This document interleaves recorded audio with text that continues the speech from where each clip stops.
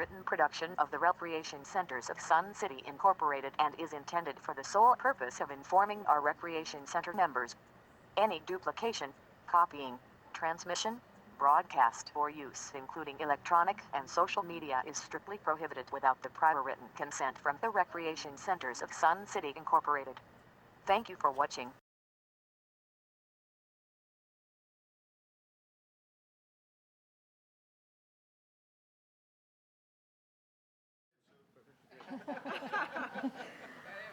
Might as well go ahead.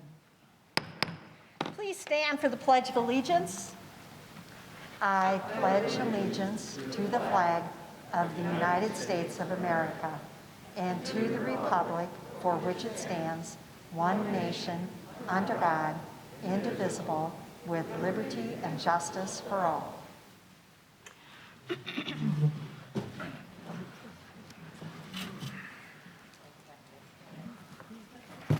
Welcome to our board meeting today. I'm Sue Wilson, President of the 2021 Board of Directors. During this meeting, we request everyone please turn off their cell phones or put them in vibrate mode. Please remember that face masks are required at this meeting. Effective January 2017, we started taping our board meetings, and by entering this room and are participating in the meeting, you are hereby granting permission to the RCSC to record and use on video and audio tape your image, likeness, and voice. You are also waiving any claims you may have against the RCSC for using your image, likeness, and voice in connection with the video and audio taping of this meeting and broadcast and/or publication of such meeting for any purpose of the RCSC. In accordance with our corporate documents, a board meeting is generally held the second Monday and the last Thursday of each month, with the exception of July and August when there are no board meetings. Before we begin the business at hand, I would like to introduce you to your board of directors and our management personnel. To my right, Treasurer Sheila Bruni. Morning. Director Darla Agins. Good morning. Director Rich Hofer. Good morning. And to my left, Vice President Mike Aggie. Good morning. Director Steve Collins. Hello, everyone. Director Dan Schroeder. Good morning. And Marcia Johnson, our Corporate Executive Coordinator. Good morning. Our senior management here today, Jan Eck, General Manager. Bill Cook, our Director of Finance. Mike Whiprood, our Director of Building and Infrastructure. Chris Herring, Director of Operations. Brian Duthu, Director of Golf and Grounds. Jolynn Higgins, our Communication and RCSC Marketing Coordinator. And I also want to recognize Alan Kleinhans, who is our audio visual technician, who operates all the audio at this and other events, and Mike Dvorak up in the booth on video camera. Okay, Vice President Egge, do we have a board quorum? Madam President, yes, we have a board quorum. All right, I need a motion to approve the agenda.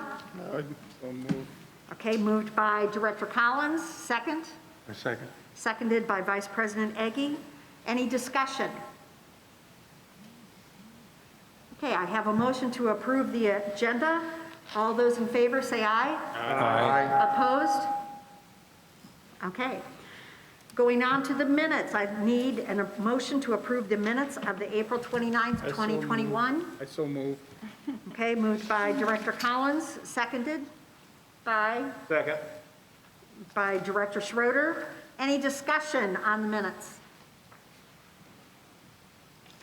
Okay, we have a motion to approve the minutes. All those in favor say aye.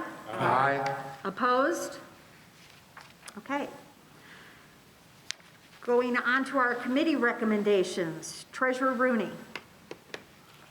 Yes, I move based on the insurance committee's and the RCSC's insurance brokers' recommendations to approve the 2021-2022 insurance renewal proposal for the rec centers of Sun City. The renewal proposal includes the same coverages, carriers, and terms and conditions per RCSC's expiring insurance coverage, with a slight increase in annual premium of only 1.7%. Due to market tightening and escalation of insurance premiums seen by most commercial and municipality recreational insurance clients, RCSC is very fortunate to see such a minimal increase.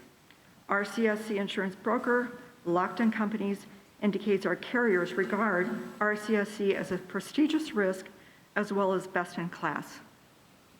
I need a second. Second. Seconded by Director Hofer. Any discussion? Could I make, Madam President, one Yes. comment? I would like to say that the reason why our increase is so tiny is because of the relationship and the management of our management team. Bill, Jan, and all the employees have done an amazing job working with the broker, working with the carrier to indicate that we have a really good risk management program in place, and also their willingness to improve things as they go forward. So we appreciate you, and you've done a lot to keep our insurance premiums in line. Thank you. Any other discussion? Okay, we have a motion to approve the Insurance Committee's recommendation to approve the insurance renewal proposal. All going for the voice vote. Director Akins, Yes. Treasurer Rooney, Yes. Vice President Eggy, Yes. Director Collins, Yes. Director Schroeder, Yes. Director Hofer, Yes. and I vote yes. Motion, that passes first reading. Treasurer Rooney. Furthermore, I also, based on the Insurance Committee and RCS's insurance brokers' recommendation that we, RCSC, decline terrorism risk insurance. The terrorism-related coverage is optional for commercial property and casualty coverages except for workers' compensation. Terrorism Risk Insurance Act, otherwise known as TRIA, was initially created by the federal government after the 9/11/2001 attack on American soil. The act allows the federal government to share monetary losses with insurers on commercial property and casualty losses due to a terrorist attack sponsored by foreign interests. For TRIA coverage to apply, a terrorist event would have to be declared by the Secretary of Treasury in concurrence with the Secretary of State and the Attorney General of the United States. There has never been a declaration in the United States since this act was passed by Congress in 2002. The TRIA charge is significant, and the exposure to RCSC is very incidental, if at all. RCS rejected this TRIA on applicable coverages during the past several years. Need a second? My second. Seconded by Director Collins. Any discussion on this? Okay, we have a motion on rejecting the TRIA from our coverage. Treasurer Rooney, Yes. Vice President Eggy, Yes. Director Collins, Yes. Director Schroeder, Yes. Director Hofer, Yes. Director Akins, Yes. and I vote yes. Motion passes their first reading. Okay. Marcia, do we have anyone signed up to speak on motions today? No, Madam President. Okay. We have second reading of motion one by Director Hofer. Thank you, Madam President. I move to accept the recommendation by the RCSC Golf Management to add item 9 to the Board Policy 17 titled Golf, section General Golf Rules and Regulations as written. A second. Okay, seconded by Director Akins. Any discussion on this? Okay, see no discussion, we have a motion to approve adding item 9 to Board Policy number 17. Voice vote, Vice President Eggy, Yes. Director Collins, Yes. Director Schroeder, Yes. Director Hofer, Yes. Director Akins, Yes. Treasurer Rooney, Yes. and I vote yes. Motion passes second reading. Madam President, Yes, seeing as how the first two readings have passed unanimously, I move that the third reading be waived. I second. seconded by, motion by Director Hofer, seconded by Treasurer Rooney. Do I have any discussion? Yes, Director Collins. Last meeting, it was the first time anyone heard it in the audience, and they have not yet had a chance to speak on that. They just did have a chance. Last time in this. Okay. Any other discussion? Okay, we have a motion to waive the third reading of this. I will start with Director Collins, Yes. Director Schroeder, Yes. Director Hofer, Yes. Director Akins. Yes. Treasurer Rooney, Yes. Vice President Eggy, Yes. and I vote yes. Motion to waive the third reading is passed. Okay, Marcia, has anyone signed up to speak on agenda items? Madam President, I thought we were going to do the presentation first. I'm sorry, we are doing the presentation first. Thank you. Okay, handing it over to management for the presentation on Mountain View.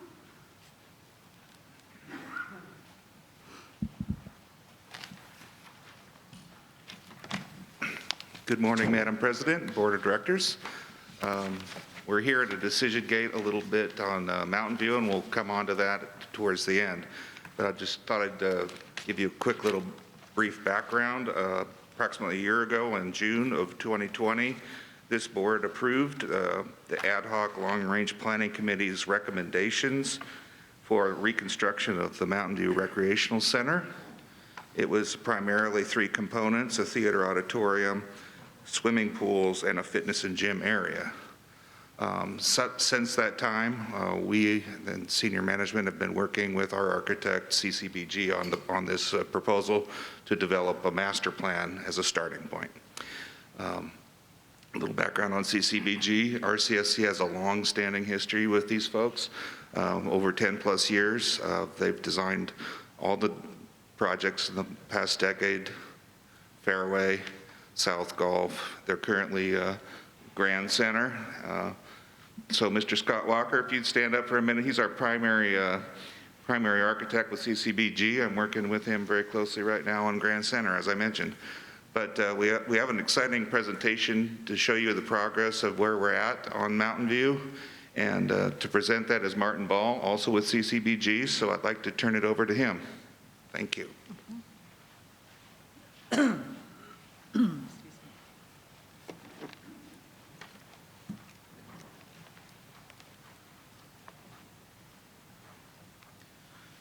Good morning, members of the board.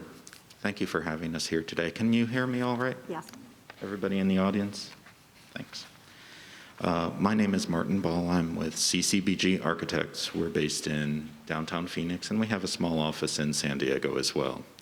As Mike has informed you, we'll see a few examples of projects that our firm has worked on in recent history, both in Sun City and outside Sun City. And then we'll get into the specifics of what we've been asked to do, which is to respond to the program elements approved by the board in June of 2020. What we'll see today is a master plan. We're looking specifically at the planning concepts of how to fit the program together. And the next step, should the board approve, we will extend the process into architectural and engineering design. So with that, we see here, I'll stand here, and please do let me know if I move away from the microphone too much that you can't hear me. It's not my native territory. What you see here in this first slide is a few examples of the kind of work that our firm does outside of Sun City. We were founded in the 50s under George Christensen, and we have about 24 people working in downtown Phoenix right now, primarily architects. Thank you for the lights. It's a little more brilliant that way. We participate in the design of churches, some of which you might recognize.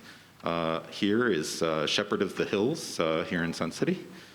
You might also recognize Copper Hills, as well as the LDS Temple up here in the border with Glendale.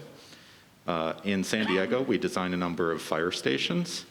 And also, for years, we've been involved in the design of Harkins theaters. Downtown, we do a number of adaptive reuse projects, as well as a number of multifamily housing projects, which, as you've seen in the Valley, that's one of the key ways that people are finding housing these days, is in apartment complexes. We'll jump to the next slide. These are a few examples that you might recognize from right here in Sun City. We have had experience over the years, there we go, in working on Bell Rec, Fairway Recreation right here at Sundial as well. We renovated the facility. And you can see here, this is Bell Rec Fitness Center, as well as outside of Sun City, we worked with Venture Out over on the east side of Mesa to refurbish their facility. And these are a few examples from Gainey Ranch Health Spa over in Scottsdale. Today, we're here to talk a little bit about our master planning concepts for the rebuild of Mountain View, which we'll see in greater detail starting here. There are 3 primary components to the Mountain View rebuild in terms of the building, the structure. You'll see here on the screen, there is a gymnasium facility, which includes basketball and volleyball play courts with a wood floor, includes a fitness center, as well as locker rooms. In the center, we have a large and open 2-story lobby space to accept people into the structure. And on the far side, a new theater to replace the existing auditorium at Mountain View. The 4th component of the program is all outdoor facility. It includes both a resort pool, pictured here, and a sport pool. The sport pool includes a position to play volleyball, as well as lap lanes. For swimming laps. Excuse me. I'm sorry. Please wait. Point of order, we have to listen to the presentation. Thank you, President Wilson. An overview of the facility from a little higher up makes it a little easier to see the different pieces of the program. To repeat, gymnasium and fitness center, a lobby at the center, and a theater complex at the right. A resort pool, which is 140 feet by 49 feet across. A lap pool, 2 lanes, 7 feet wide by 72 feet long. And a sport pool, which is 2 courts of 31 feet by 35 feet, plus maneuvering space. You can see one of the key features that we are looking to build into the complex, which is a little bit similar to the entry at Fairway, is a drop-off circle right at the entry to the building. Our goal, since in the Mountain View site, we have a parking lot on the east side and on the west side, is to make this entry position functional for both parking lots, to get a little better use of the available parking on site, and to bring everybody to a common point. Moving forward, some of the research that we've done, as we've started to figure out how everything comes together, is to look at some of the other pools that we've had an opportunity to construct in Sun City. This is a shop drawing, very dry technical stuff, from the reconstruction of the Oakmont pool. This image here is of the pool. This is the volleyball pool that was originally created at Oakmont, plus 2 lap lines. This pool was 30 by 60 by 60 feet in length and represented 1 volleyball court. That's a typical volleyball court size. We understand in working with RCSC that, in fact, the sport pool is played with 2 volleyball courts, most typically. And that's informed some of the decisions that we've made on the proposal for Mountain View. Another thing that we've looked at is a character slide of some of the resort-style pools that we've been involved with creating in the past. Just from top left, this is the resort pool on top of the 18th floor of the Stewart, which is a multifamily housing complex in downtown Phoenix, where we have a community room and lounge space on either side of the pool, all addressing the pool. Here at the right, we have another multifamily complex where there was both lounge space in the sun and integration of landscape elements with the pool. At that same complex, we had shaded lounge seating adjacent to the pool. And down here at the bottom, they chose to build a fire pit. That doesn't mean that each and every one of these elements will be constructed at Mountain View. We're simply trying to define what makes a resort pool resort-like. Here at Sundial, when we reconstructed, we had an accessible ramp down into the pool. And then, of course, every facility, every modern facility will include a lift down into the pool. We want to make sure that all of the facilities are accessible to all parties.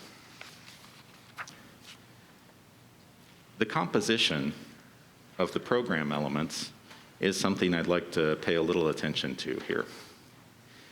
On the left-hand side of the screen, we have 107th Avenue. North is facing up, and we have an entry at the center, pictured in yellow here. From that entry, which accepts people in from both east and west, we have access immediately into the locker room facility, as well as to the theater lobby. From that center point, we feature a long view down the length of the resort pool. So we're really trying to link together all the critical spaces in the program. One of the key features, upon exiting the locker room, you can enter the basketball gymnasium, which, per the program, includes the provision for 2 volleyball courts to be striped over top of the basketball courts, as well as half-court basketball. From this center point also, we envision the creation of an inclined walking circuit, which will give you access from the first floor to the second floor fitness facility, similar to what you might have experienced at Fairway. We've had good response over the years from that configuration, and we look to try to build on that. Also, in the lobby, there is a stair and an elevator located right off the center space. A couple of key features here in plan. Resort pool is located here, lap pool located here, and the sport pool located here. The theater features a 400-seat house, including a position for AV from the floor of the house, which is very important for Mike and Alan and the crew. Back of house includes green room and dressing rooms for the players, stage left and stage right, as well as stage here with curtains and an apron in front of the stage. On the far side, we have a loading dock at back of house, as well as a place to construct and to store both props and stage sets. So we look to construct a modern theater facility with a proper fly space. On the second floor, we have right here in the center the fitness area. This is much like the concept for Fairway, where the fitness center sits right above the locker rooms. It is accessed via an inclined walking circuit, which can go all the way around the basketball facility so that we get a nice look down in, and gives people the ability to access the second floor without having to use stairs and elevator. There is a second floor lobby, which provides for both a fantastic view of the resort pool, as well as a turnaround to come back down the inclined walking circuit to the first floor. So we look to provide something that gives people the ability to warm up before making use of the fitness facility and to get different kinds of activities out of the project. A quick rundown on the overall square footage of the current planning proposal includes a total of approximately 40,000 square feet on the ground floor of the facility. And in the next slide, another approximately 18,000 square feet for the fitness center on the upper floor, as well as the circulation. The next two slides give you a bit of an indication, not so much of the aesthetic character of the facility, but its scale. We're not quite to the point where we've resolved the aesthetic character of the facility, but it's important to know how it sits within its context. We can see here in the foreground the golf facility adjacent to Mountain View. And in Google Earth, we have a satellite view of the existing auditorium there and the fitness center adjacent to it.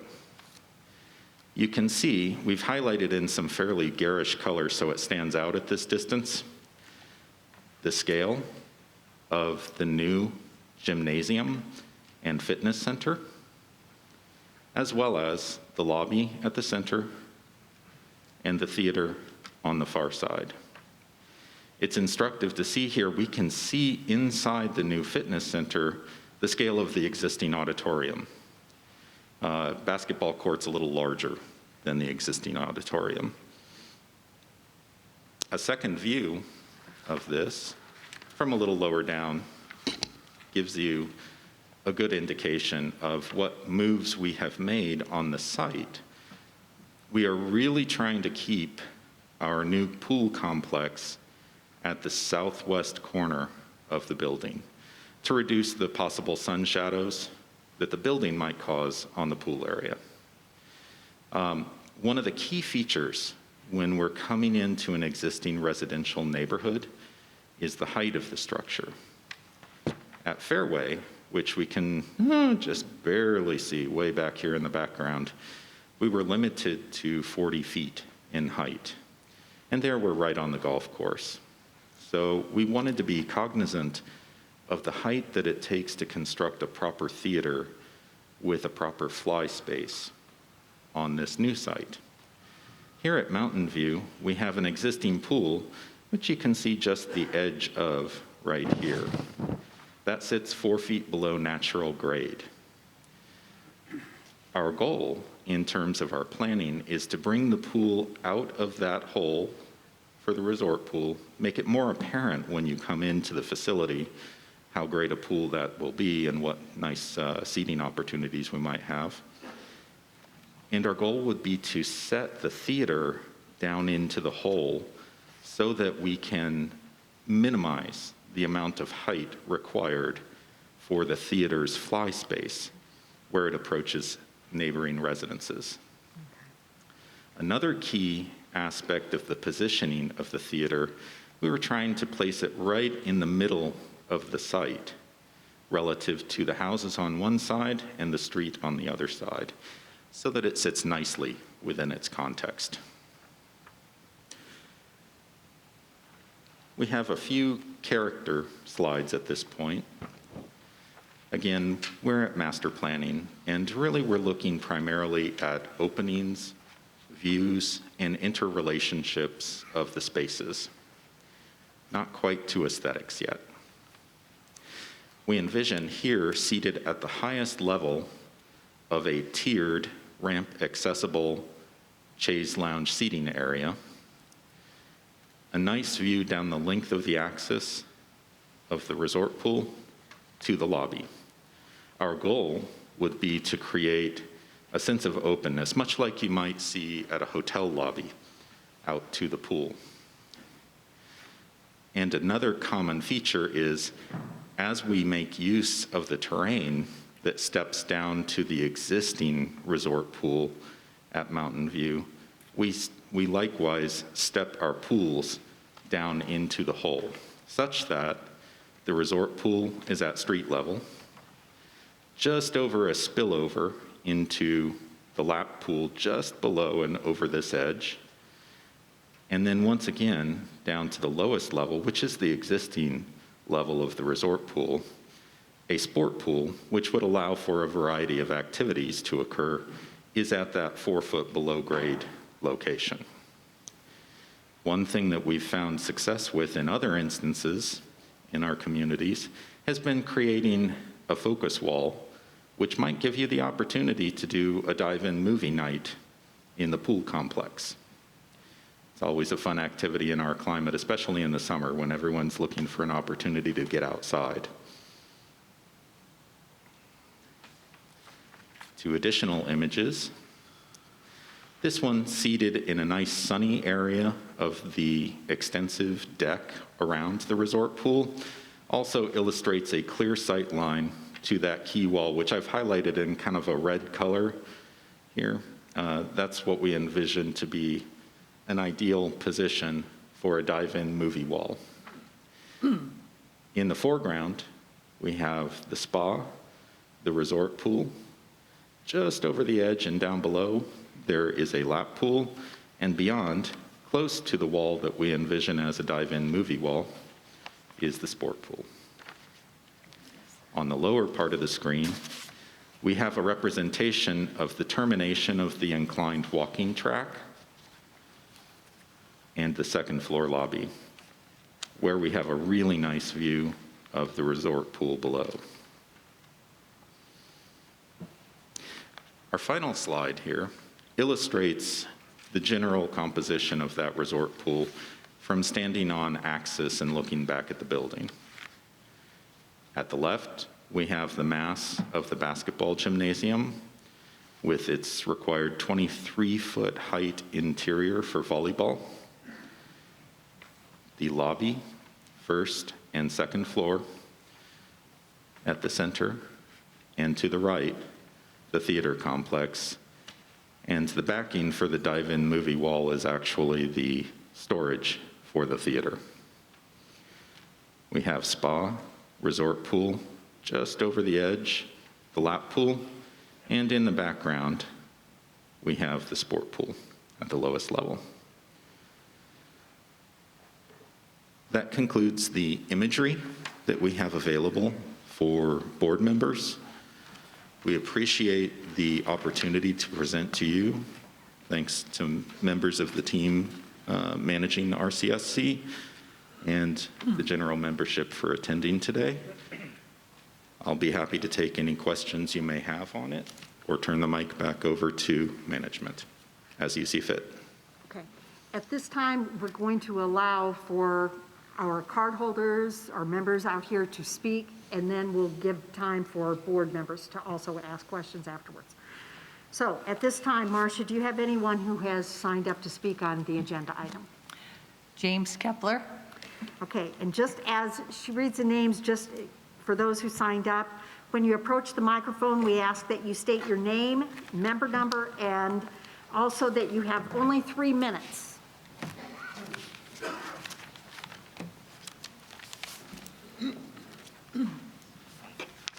Good morning, James Kepler, 127409.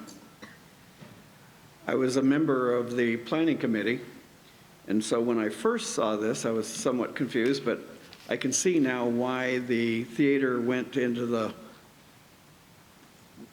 depression where the pool is because of the height situation. So that makes sense. One of the things that we had discussed and put on was the tennis courts were supposed to disappear. And it's hard to tell on the planing if it looks like they're still there, but I'm not sure.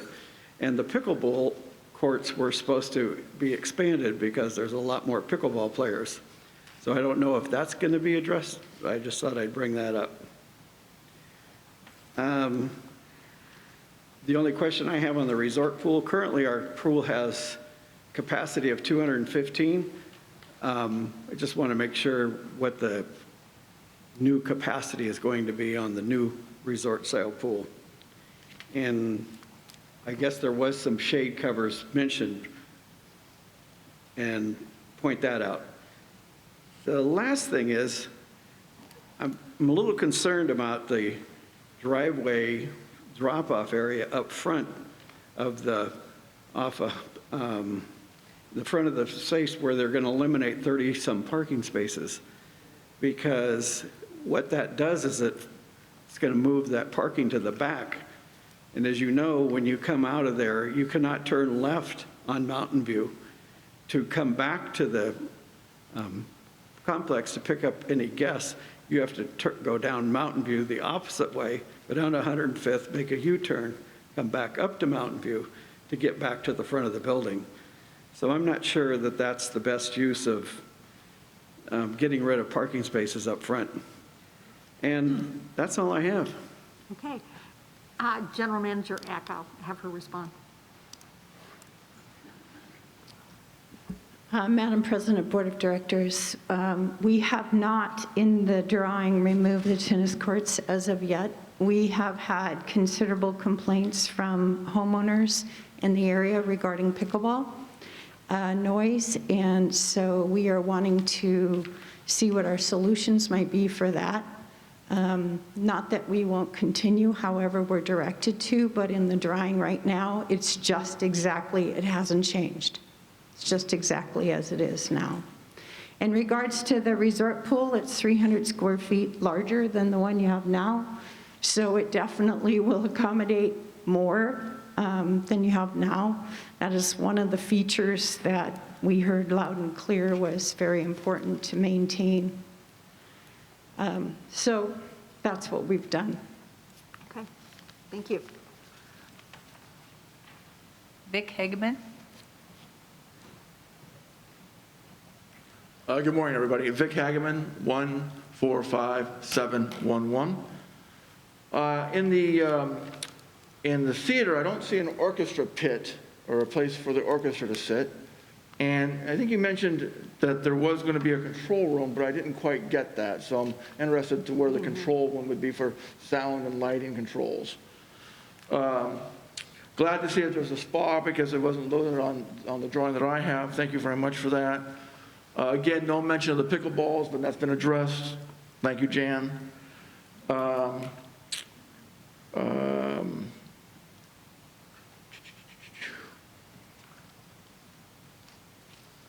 The square footage on my sheet for the resort pool says 5,900 square feet, and I don't know if that's right.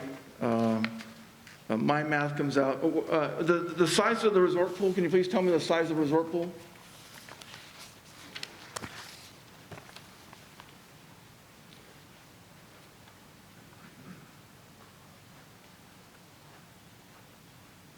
Just so we get it on the AV, it's 140 feet in length by 49 feet approximately. 140 by 49. How many square feet is that? Do you know? I believe the computer calculated that at 5,900 square feet. Yeah, we'll double check. All right, very good, thank you. Okay, thank you for that. Yeah, it looks like that the restrooms and the fitness center is going to be similar to Fairway. That's all good. And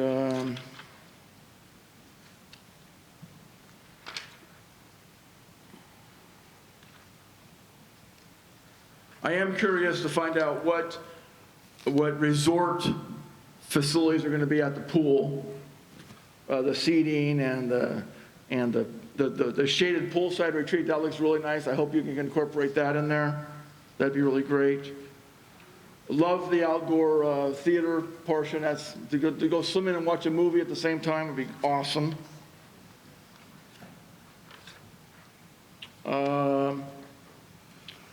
And that's really about it. Thank you very much for your time.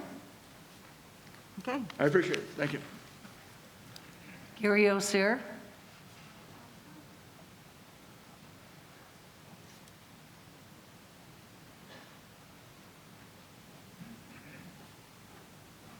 Gary Ozier, 109025. I only had three things. One is there's an awful lot of glass. That's going to be the management's chore to try and keep that clean, which might be a little tricky, but just a comment.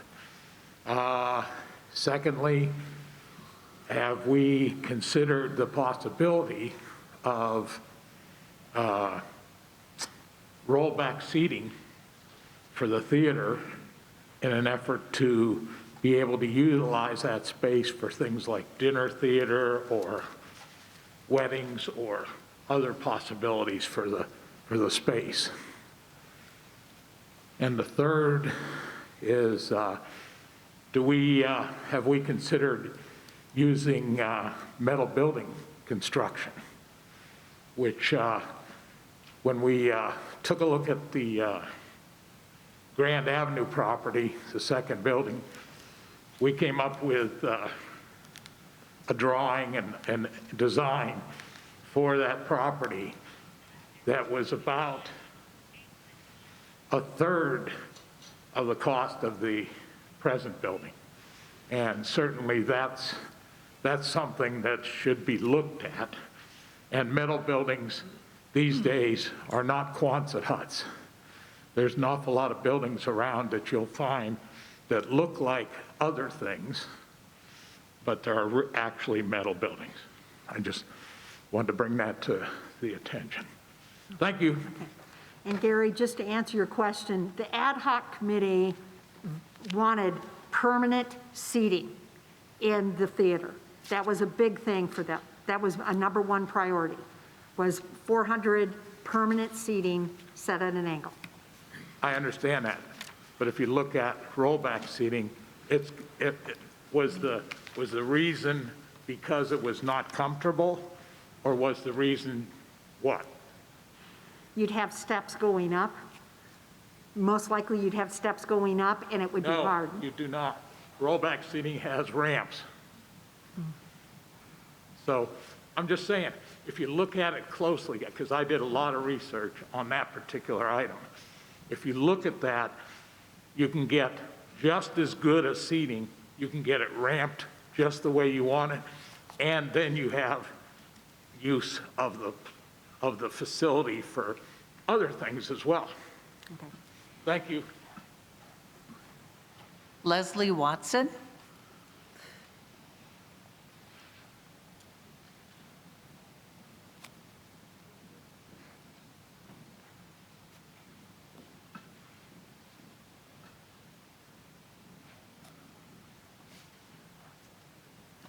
Good morning, everybody. Leslie Watson, 149435. I am a facility attendant as well as a card holder. I work at the Mountain View Center. I had a question about why you only had 2 lap lanes. We seem to have a lot, particularly there, a lot of controversy about not having enough room or something like that. And I just wondered what the reasoning for that was. Also, there was a question about the bathroom, shower facilities in their relation to the pool area. It seemed like you had to, if you had to go to the bathroom or you were in the pool, you had to get up and go way out of the way over toward the fitness center. And I didn't know if there was going to be a secondary facility now or coming up down on the pool level. There is one at the center now, and then there's also one raised by the fitness center. Okay. And that's all I really have. Okay, I'll have General Manager Eck answer your restroom questions. Madam President, Board of Directors, there will be, when the sports pool is not in use for volleyball, that pool will be laned off with the lap lane ropes and used for laps at that time. There will also be a restrooms and not locker, but shower facilities in the pool area. Some of what is happening is that this is a general layout, and that's bringing a lot of questions about what the specifics are. And, you know, this didn't include the specifics yet. We'll have that later. But there is plan for restroom and shower, but not locker rooms. If you need lockers, you'll go to the rooms below the fitness center. Okay, thank you, Jan. That's all I have. Thank you very much for your time. Kathy Hatterley?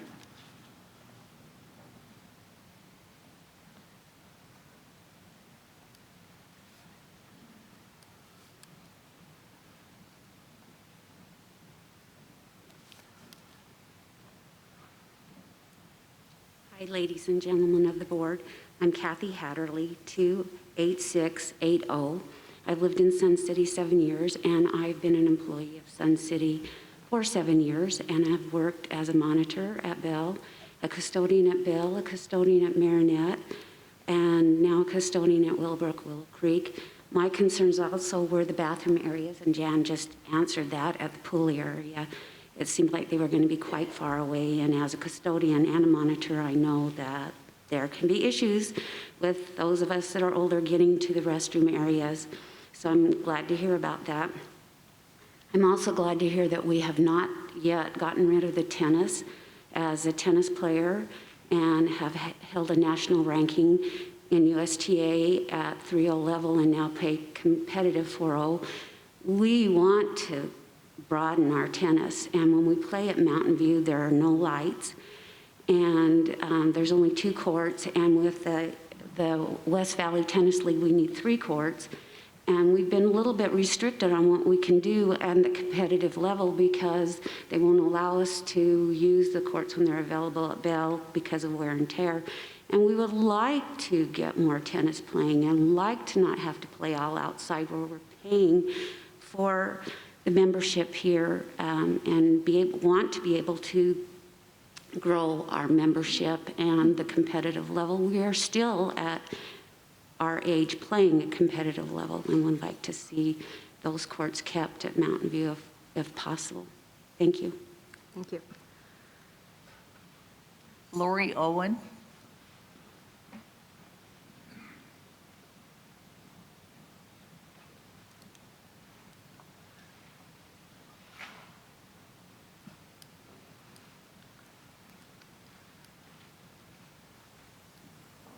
Hello, Madam President, members of the board, thank you so much. I'm here on behalf of my elder... Can you give me your name and number? Oh, sorry, Lori Owen. I wrote my number down. I don't remember it off the top of my head. 124195. Thank you.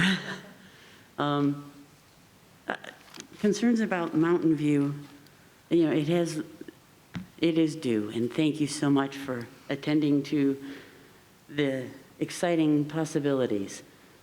I share your concerns mentioned earlier about removing the parking. While a centralized check-in location is ideal for many and functionally useful, one of the great advantages of Mountain View, and during COVID particularly, taking my elderly mother, is the ease of access. It's a short walk from a parking spot to checking in to a fitness center. All of that encapsulates probably 65 feet. And as I look at the new plans, I can't drop her off. Dropping off is not an option. Very nearby parking is essential for people with mobility issues or changing mobility issues, whether it's a hip replacement or knee issues, a surprise fall on the rocks over the weekend. It happens to all of us. So that is a serious concern. In addition, I'm hopeful that I know you're not at the detailed point yet, but as you're considering the outdoor showers, presently, again, if somebody's utilizing a ramp access at one end of the pool, it's a very lengthy walk over to the shower to clean up before getting in the pool.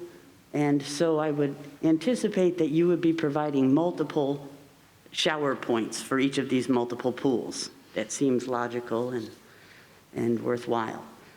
Thank you for mentioning bathrooms earlier. That also is an important access point. I appreciate your knowledge of the traffic scenario in terms of dropping people off and not being able to turn left. That would pose a serious problem for theater goers as well. What is the exact square footage of simply the fitness center? In reading through the documents and listening today, I have not heard that number. You know, not including basketball, volleyball, but really just the exercise.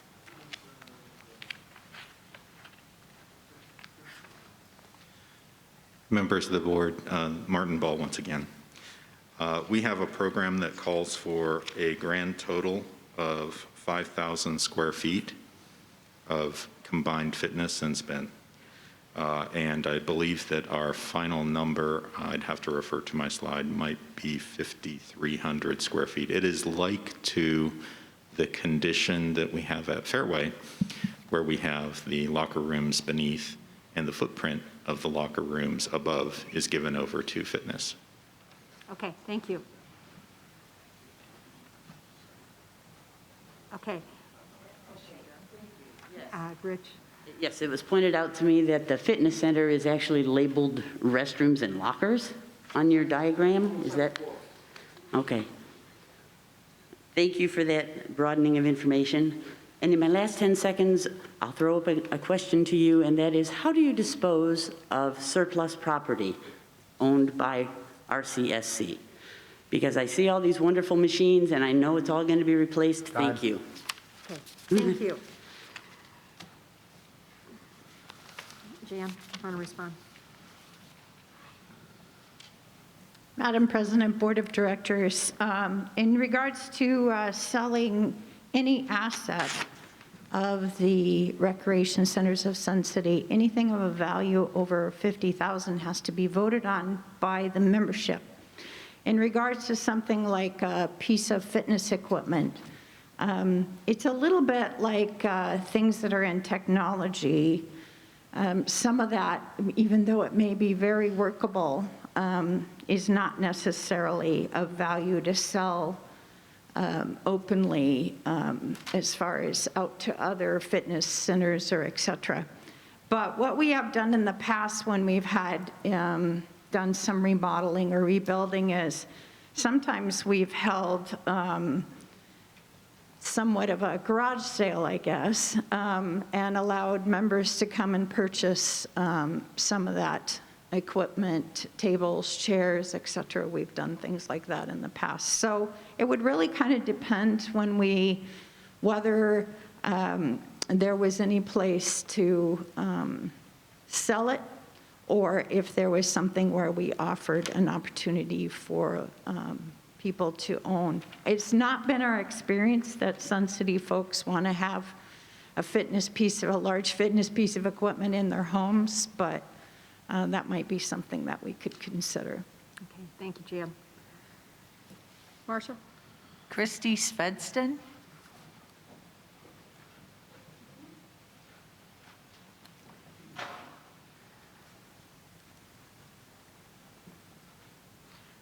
I'm sorry, you need to leave your mask on.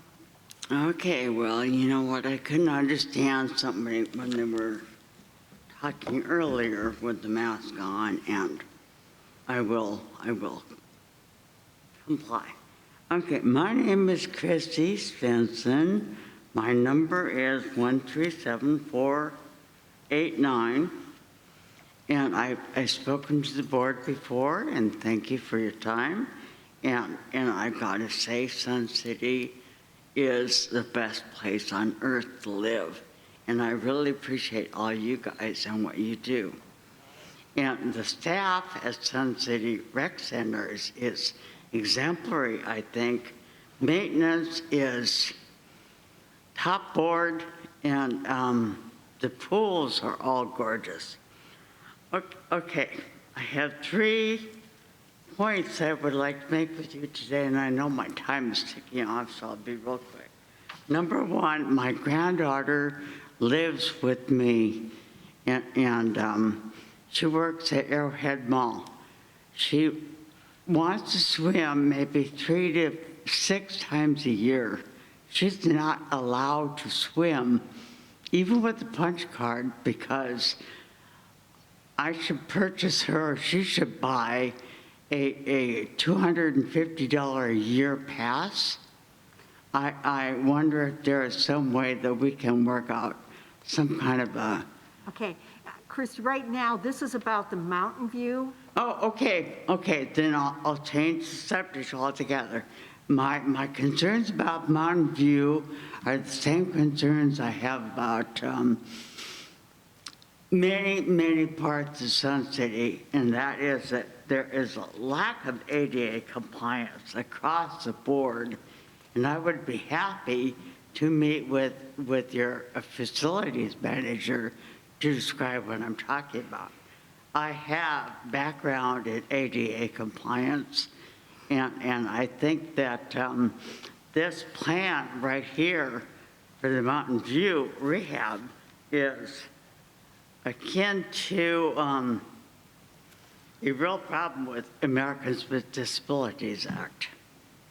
And I have many years of experience in doing the ADA compliance and being a specialist, going out and issuing public notices about ADA compliance. So I'm not blowing smoke in that respect.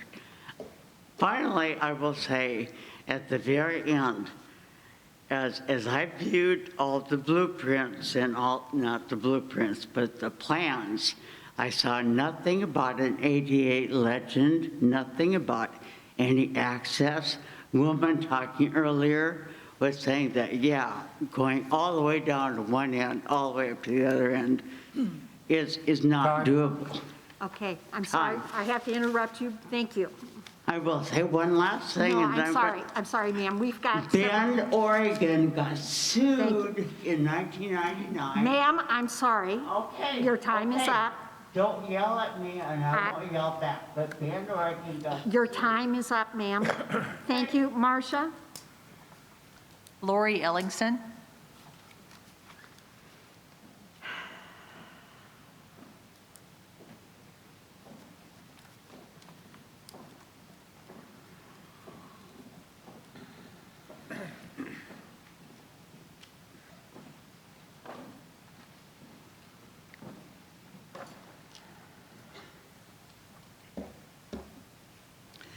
Good morning, Madam President and members of the board. My name is Lori Ellingson. My member number is 133335. I am here today to address several concerns over the remodeling project for Mountain View. Before final approval is given to move forward on this project, I feel that there is a need to do more due diligence on the project as a whole. After looking at the proposed plans and looking at the proposal that the ad hoc committee submitted, I do not feel that it would be wise to approve these plans as submitted. A carpenter and a seamstress both work on the advice of measure twice and cut once, meaning make sure that you've dotted all your I's and crossed all your T's before you submit something for approval. I have been told that this project will cost around $17.5 million and take 2 years to complete. Everyone knows that very seldom is a project of this size ever completed on time, which means the card holders that are currently using Mountain View will not have access to this facility for 2 to 3 years. Then, when it finally does reopen, it will be to the satisfaction of a few small clubs that don't have facilities at the moment, but it will make things much worse for the larger clubs, that is tennis, pickleball, and the water fitness members. There needs to be feedback from the end users that are currently using the facility. The Boston Tea Party happened because there was taxation without representation. Moving forward without a survey from all the current end users of Mountain View is just wrong. The saying, the squeaky wheel gets the grease, is true, and at the moment, the Sun City Players Club and Basketball Club are the ones that are the driving force, making the changes to Mountain View.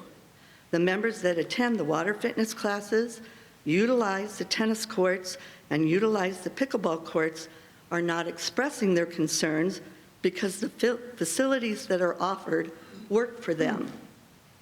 Many members do not feel a need to come to the meeting because they're happy the way things are. By trying to add everything that is proposed, you are going to find that each area is going to be shortchanged. It's similar to trying to squeeze blood out of a turnip. I sincerely hope that you will listen to the end users. Thank you. Marcia? Madam President, no one else has signed up to speak on this agenda item. Okay. So now coming to the board, I need a motion to approve.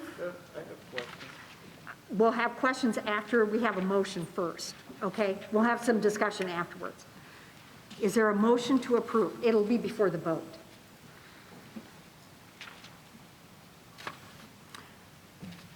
I so move that we approve the plans. Do I have a second? A second. I have a second by Darla Akins. Now, discussion time by the board. Director Collins. Yes, I have a few questions concerning the drawing here. The first one, I agree with a lot of the residents about handicap parking. The area out front where it doesn't seem accessible to handicap. It's too far of a walk. The back of the building is at least double. Another concern is the current pool is below grade level right now at Mountain View, and the fitness center is there, so you get a break from the sun when it's going down, so you have shade. Bringing it up to street level with nothing here, that means the pool is going to be in the sun until it actually drops below the horizon, giving no afternoon break to the sun. My next question is, where was the ramp for our handicapped personnel to enter the pool? Was it where the lap lanes are? Because to me, that isn't going to work, and it's also, if that's where it is, it's totally at the other end of the pool. Then there was supposed to be, the deep end was supposed to be bigger. I don't know where that is on here, but I would like to know where this deep end is and where the access for the handicap were coming into that. And those are the main questions I have. Can we get a response?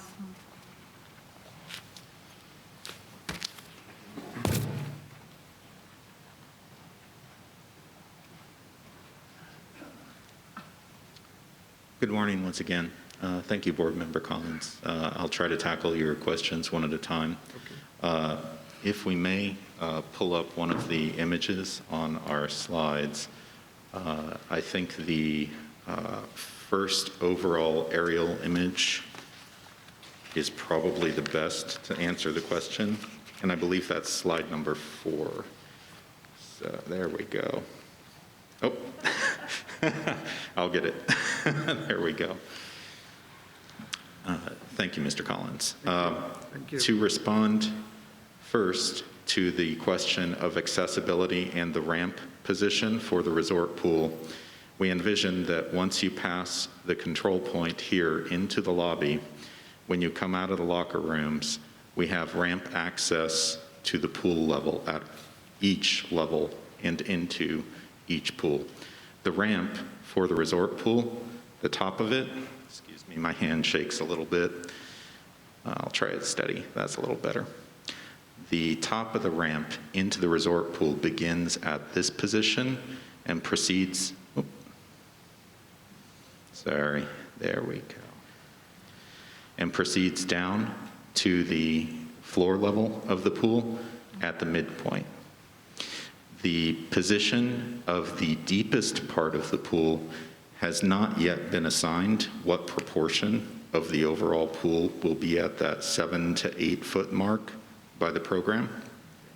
We kind of envision that the deepest end of the pool is likely to be this area at the far end of the pool, but I think that's open to interpretation and further direction from the board and management.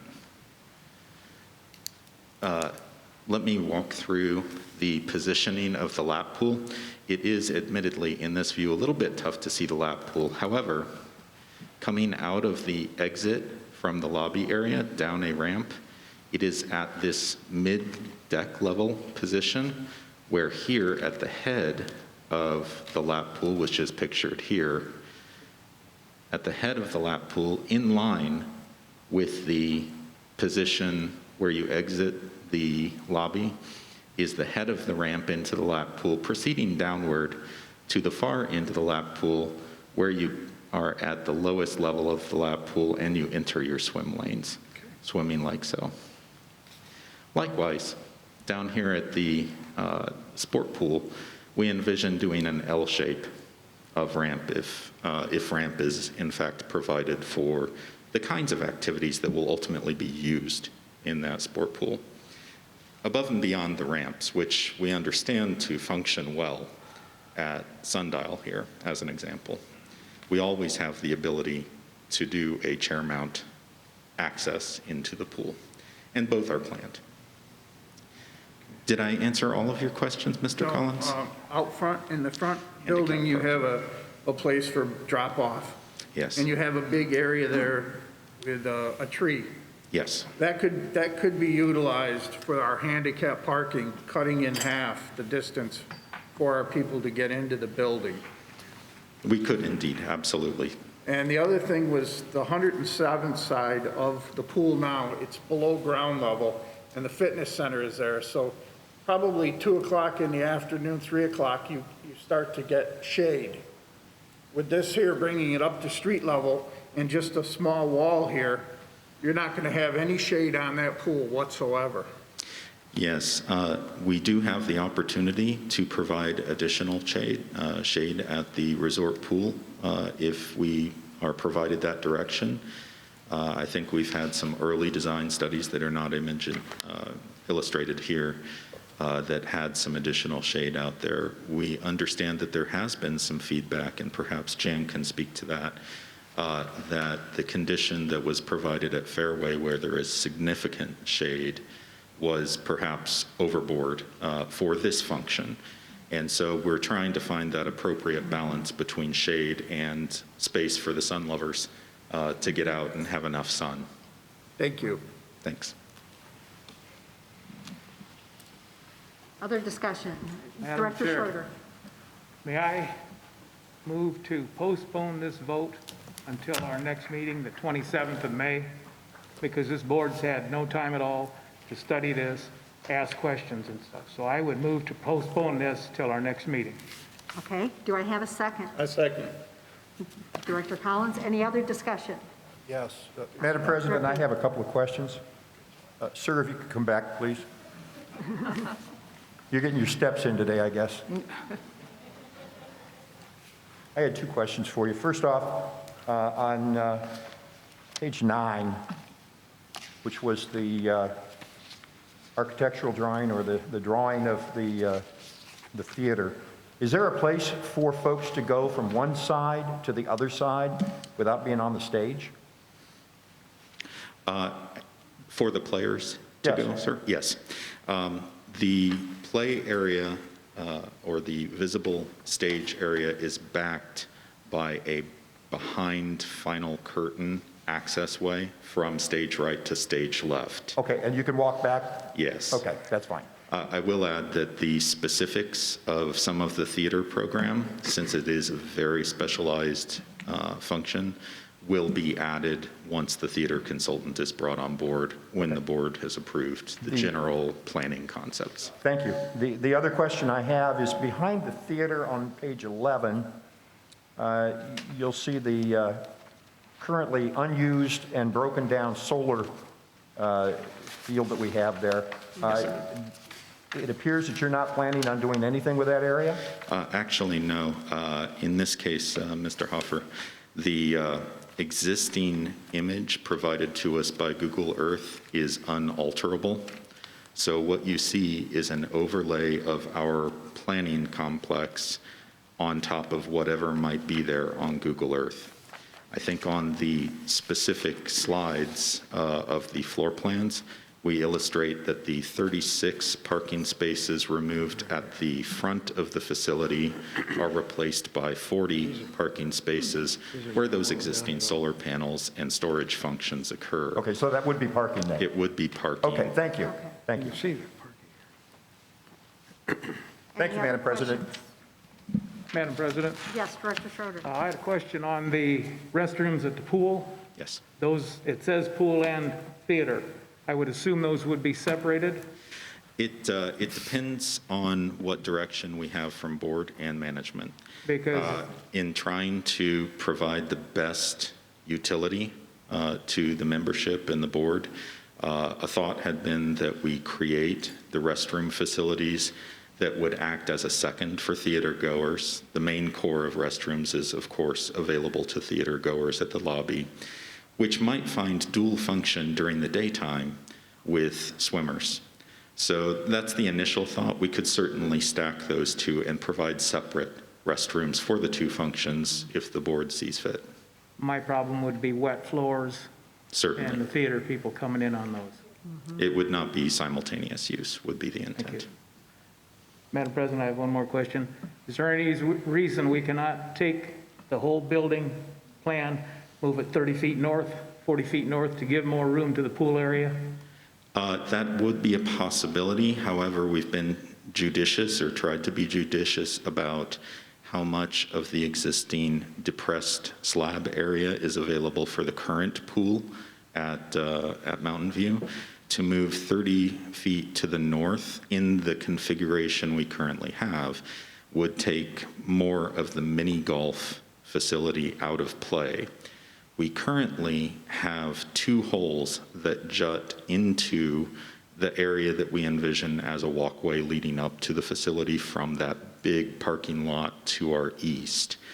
Those two holes would then be replaced as part of this project to round out the current number at the north end of the mini golf area. Okay, so you could replace more if you did move these ahead? If that was our direction, yes, we Okay, could. thank you. Thank you. Madam President? Yes, Director Akins. I just wanted, I don't have a question for you, I just want to make a comment.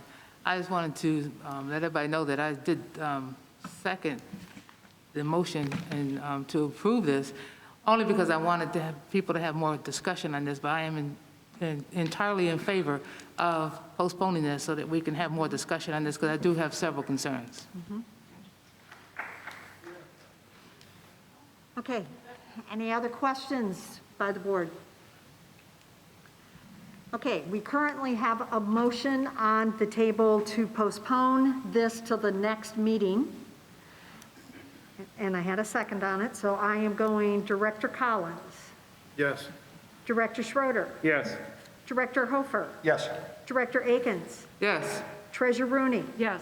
Vice President Eggy, Yes. and I vote yes. So we are postponing this to bring back at the next May meeting. I don't believe we need to act, yes, General Manager? Madam President, Director of Boards, we did not intend to ask the architect group to return. Will that be necessary for the next meeting? I don't think so. Excuse me, President? Board? Yes. I think we could probably come up with questions between now and then that the architects could answer for us, Without being here. Without them being here? without them being here, if that would suffice. It's to the pleasure of the board. I just want to make sure we have the proper direction given. I'm only hearing from one person, so I don't know. Madam President? Yes. I would ask that the architect be here, just because, some of these renderings I feel are a little hard to interpret. I mean, the information's here, but, you really got to take a hard look at them to see and understand. So, at this point in time, I think we need all the help we can get interpreting Yes. what's been provided. Madam President? Yes. Yes, and our residents, more of them will know what's going on, and they may come in with more questions. Okay.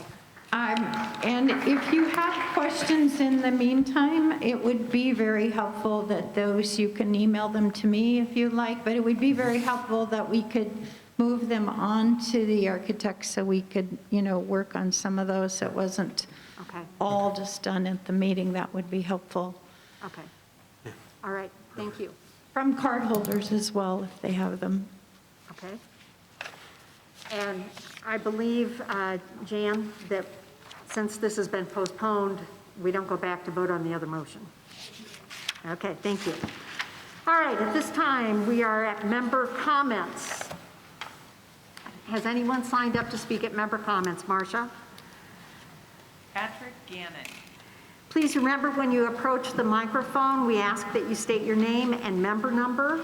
And while we do not have a time limit for speaking, we do ask that you are considerate of time so everyone who wants will have a chance to speak.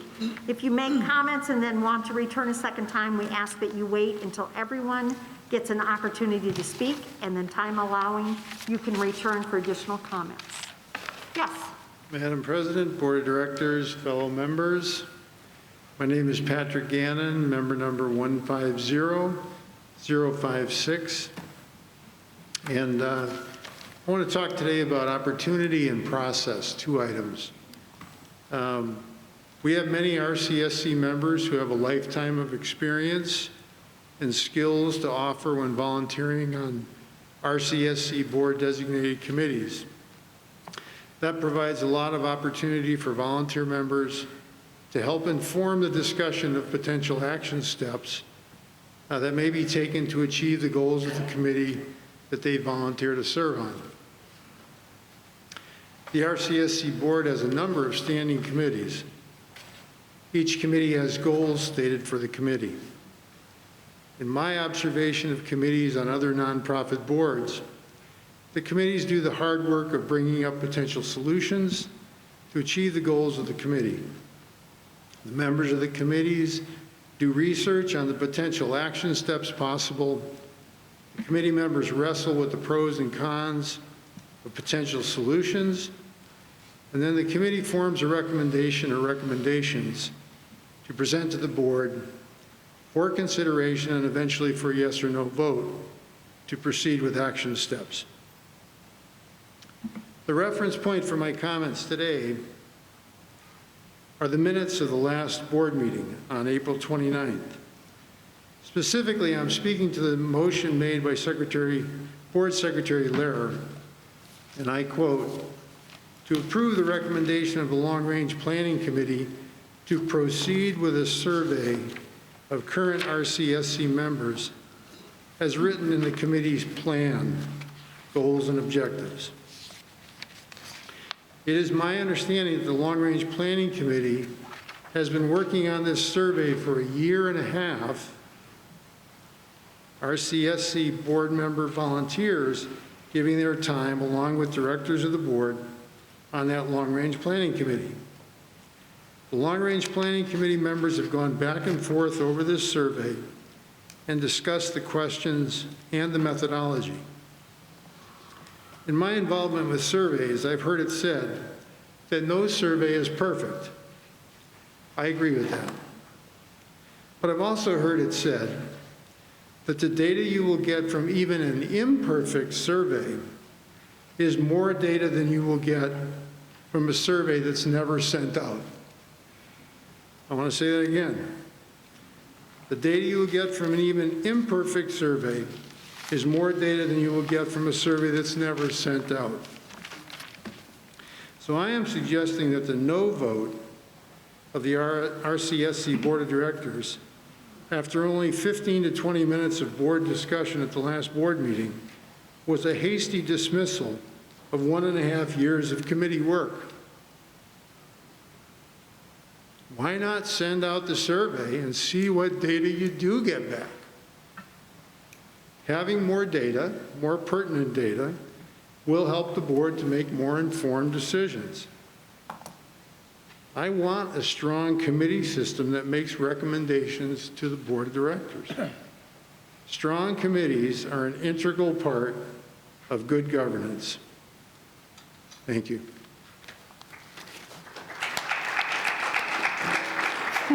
Just so noted, Patrick, I want you to know that one of the reasons that it was voted down was because the tool itself, as far as the survey questions, were not being brought for approval. And that was one thing that the board wanted, was board approval on the survey questions. Madam President? Okay, hang on, Steve, we have just a minute, unless you're directing Mr. Gannon himself. Well, directing Okay, you. hang on, we'll come back to board discussion. Yes, Marcia. Ron Coppice.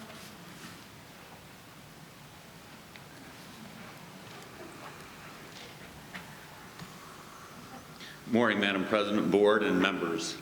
Ron Kappas, 146015. And I do appreciate, no, not yet.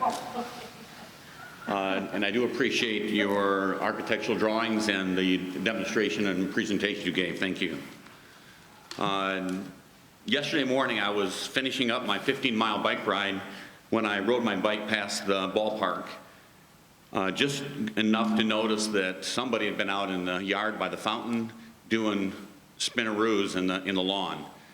Again, one more thing at the ballpark. A week ago, my golf cart, I live one block from the golf cart, from the ballpark, and my golf cart got stolen. Lucky for me, the police came to my house Tuesday night, which is not a real, you don't like that to happen at night. There's lights flashing outside my house. Only bad things is the thought, like what happened back home.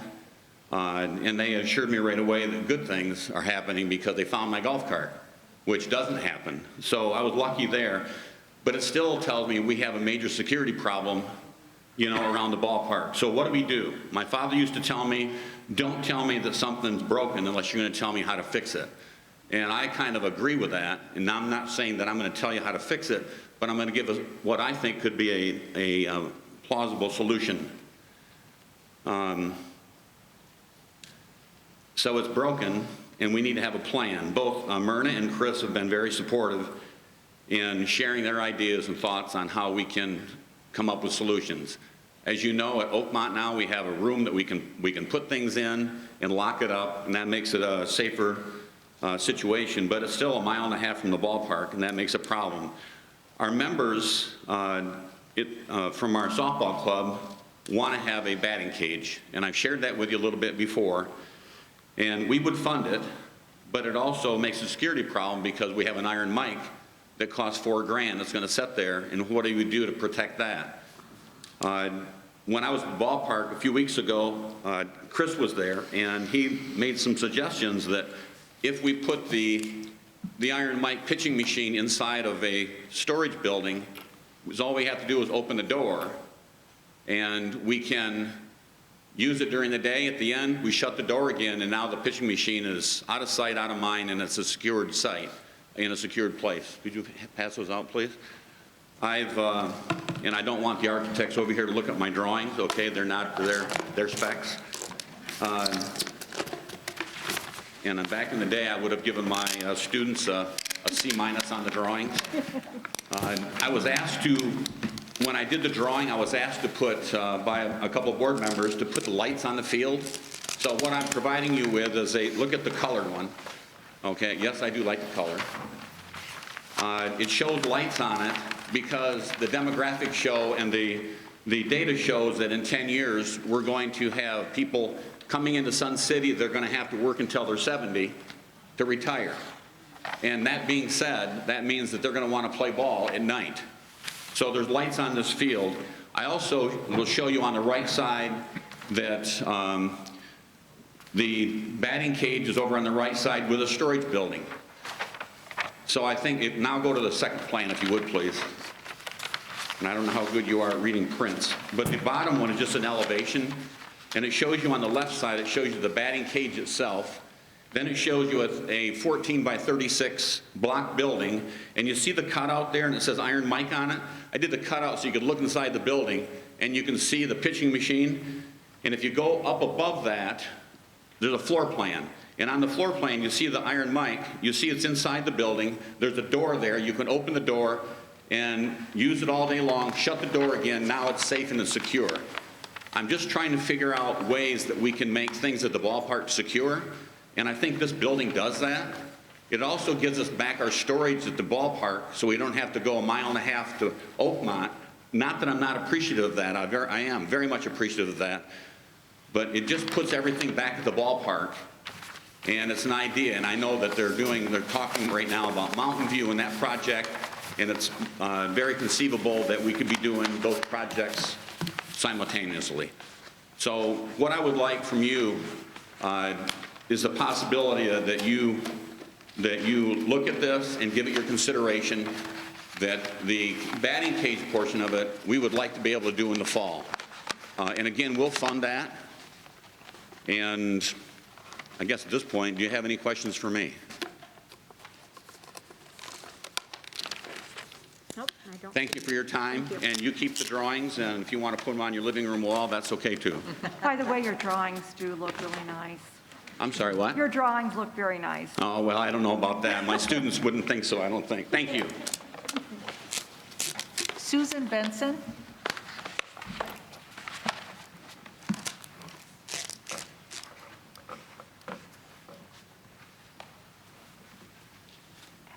Good morning. My name's Susan Benson. My number is 118392. Am I speaking loud enough? Yes. Okay. I'm the beginner coordinator for the Sun City Tennis Club. I'm a full-time resident. I have been officer in 2 clubs, and I have been a COC member. My husband and I play tennis at Mountain View 3 times a week, and we always use 1 or 2 courts. My point that I want to make about Mountain View is there are many rumors out there what's going to happen to our beloved tennis courts. So I thought if I come and say something that my husband and I have discussed, a possibility, because I looked at the drawings about parking, and if you have that theater, the rumor I get is that they want to get rid of our courts and use them for parking. So my husband and I have discussed this, and this is something we've come up with. If it is necessary to use the courts for parking, we feel that Lakeview should be repaired. And the reason is we used to have like 3 or 4 players at Mountain View. Now we have 12 to 15. And we play there 3 times a week. And we play at Bell 2 times a week. We both play 5 times a week. All the players at Mountain View, except myself and my husband, live very close to Mountain View or Lakeview. So if Mountain View had to be used for parking, if Lakeview would be repaired, probably even just 1 or 2 courts, that would help. Also, Lakeview has lights, and it could promote people playing at night. Also, for when I give my lessons. I give lessons to people who don't know how to play tennis or have been out of it for a while, for free for the club. Okay. And our group is specifically for beginner to intermediate and low-level competitiveness. So I play at Bell a couple times a week, and Bell is very competitive, whereas our group is just specifically more beginner, low-level, if you want to laugh and have fun, play tennis with us.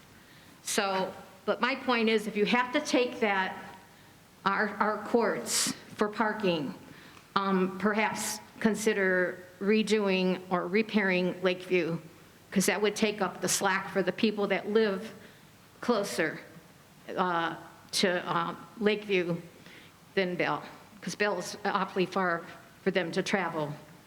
And there is a lot of people, I mean, all of them live in that area. So that's my point. And I want to thank you for allowing free speech in our country. Thank you. Thank you. Marcia? Laura Kutchler.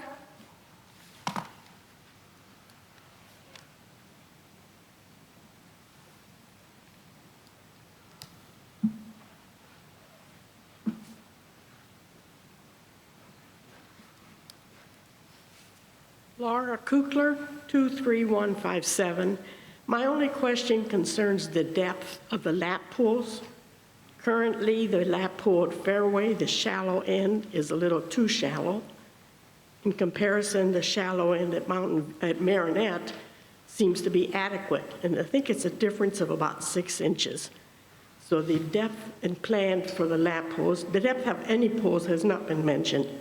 That was my only comment. Thank you. Okay.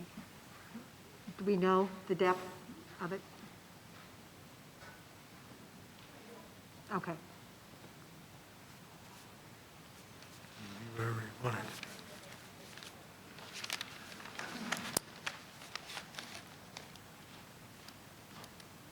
Madam President, Board. The specifics of the pool, they're still not defined. Okay. So that's the next go-around. I mean, I think Marty's put in the ramp just to show that there is going to be an accessible ramp.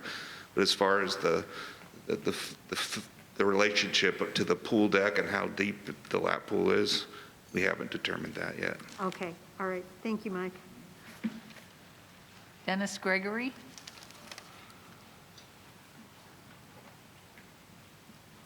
Okay. There are no more signatures on the sheet, Madam President. Okay, we'll now open up the floor for anyone who did not sign up but would like to speak.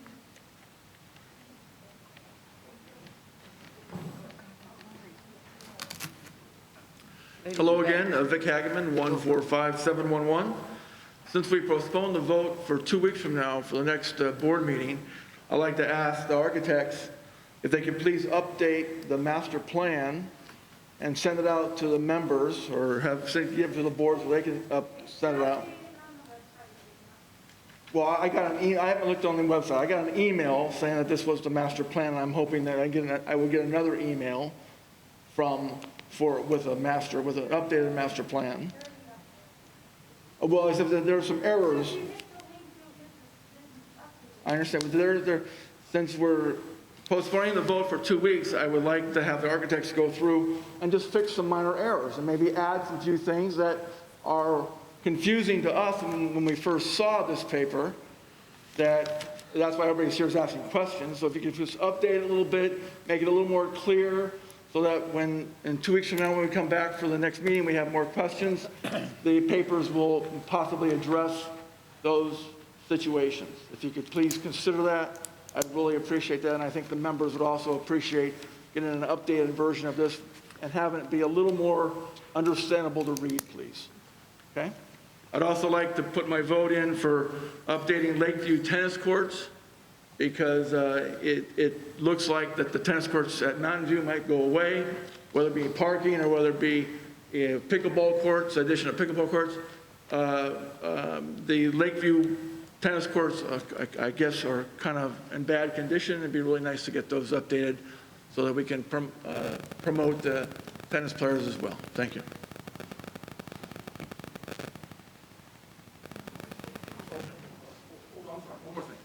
And I'd like to reiterate Pat's comment regarding committees. You know, I believe the whole point of a committee is that the board doesn't have the time to get into the nitty-gritties of all these various issues for the committees. And so a committee is created so that they can spend time. Pat said a year and a half for the long-term planning committee to come up with this survey. And that it seems like the committees do all the legwork and the detail work for the whatever the committee happens to be, and then they present that information to the board. And I just hope that the board takes the recommendations from these committees seriously, because you don't have enough time to get all the details, and that's why these committees are formed. So please take the survey or whatever the long-term planning committee did, or any other committee, please take them seriously, because they're the ones who put in all the legwork and all the hard time to figure out all the details for that particular committee. Thank you. And thank you, Vic. Just to remind you, or to say this again, survey, would we probably do that? Yes, but we would like to do it with the questions. The questions were not brought to the board for approval. That was why it was voted down. Okay, Bill. Bill Loslow, 36384. You can tell by my rec number I've been around a few days. I've been on the Long Range Planning Committee for 20 years. And all of the things that have come up today have been looked at and answered and done and done and done. There was a survey right after Fairway was completed. I have copies of it if the board would like it. There was also, before any of this happened, a question and answer period at Mountain View, 1 in the morning, 1 in the evening, so everybody could voice their opinion, give their ideas, So this isn't something that just came up and has been no thought given. There's been a lot of work done on it, and the people that come in secondhand and question it have their own agenda, but they are not saying what their agenda is. They're only saying what's wrong with what's going on. Thank you. Thank you, Bill.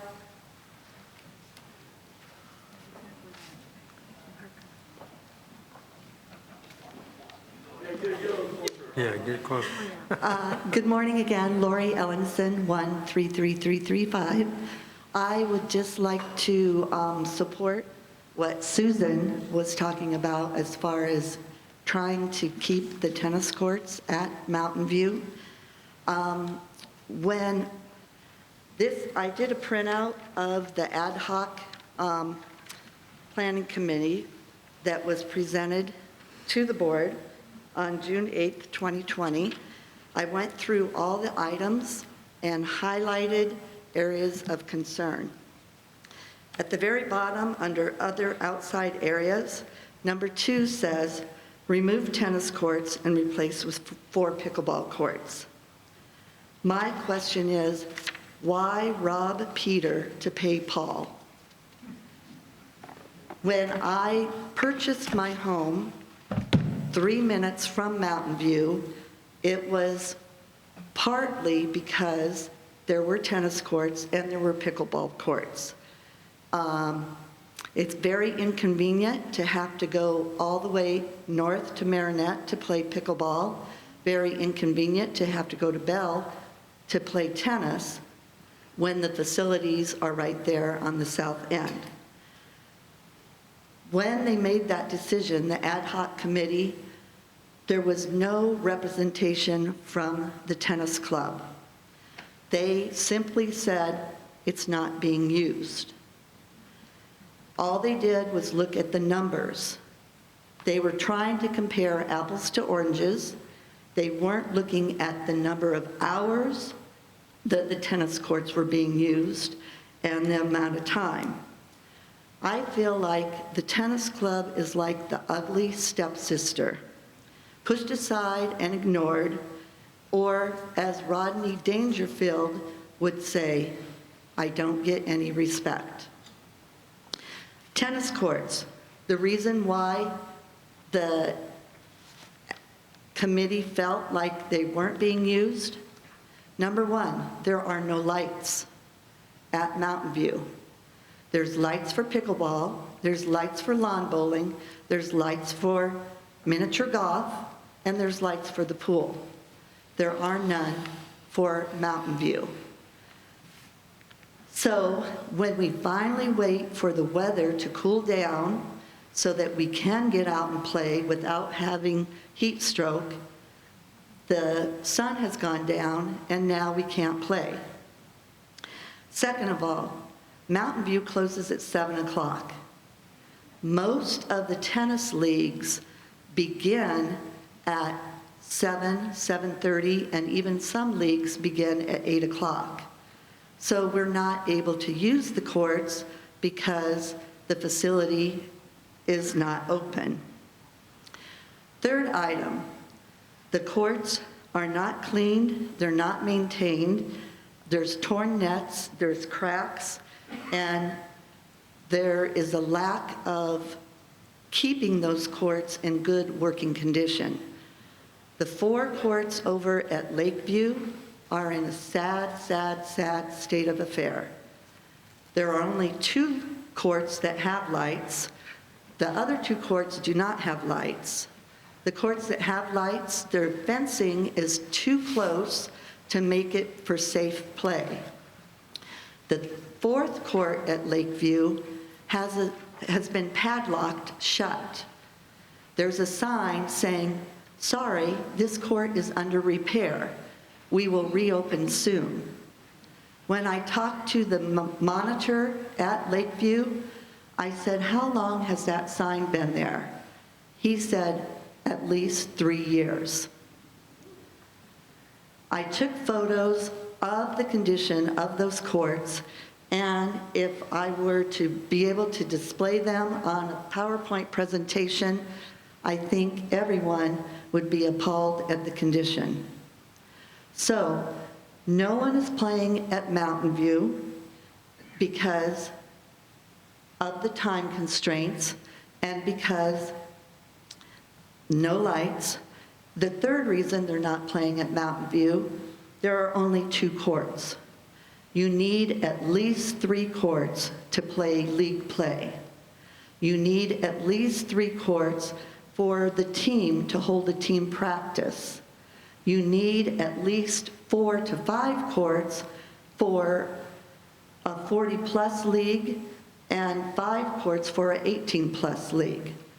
We do not have enough courts to be able to use that facility for anything but practice or just fun socialized tennis. Also, there are not enough people at various levels of play. I'm rated 4.0. In the tennis club, we have 4 other members that are rated 4.0. If we have a league, we have to include 3.5 level players and 3.0 level players in order to not default a match. Then we go out and we're playing against stronger teams, and it's very disappointing when your match is over in 35 minutes and you lose 6-0, 6-0, and the other team just wipes you off the court. I'm sure most of you at some point in your life have watched your grandchildren play soccer or baseball or basketball, or you yourself have participated in a sport where there's different levels. You wouldn't want to watch your grandchild, who is 10 years old, play in a soccer match against a team of 16-year-olds. It wouldn't be fun for the spectators. It wouldn't be fun for the team with the lower level players, and it certainly isn't fun for the team with the higher level. So we need more courts that are available on this end, on the south end of Sun City, whether that's we leave the courts at Mountain View or we update and improve the courts at Lakeview. Thank you for your time and consideration. Thank you for your input. I made it. Move fast. My name is Bob Ciarla. I just recently moved here. My number is 152464, not sure if that matters. Just to comment about the tennis courts and pickleballs. I agree.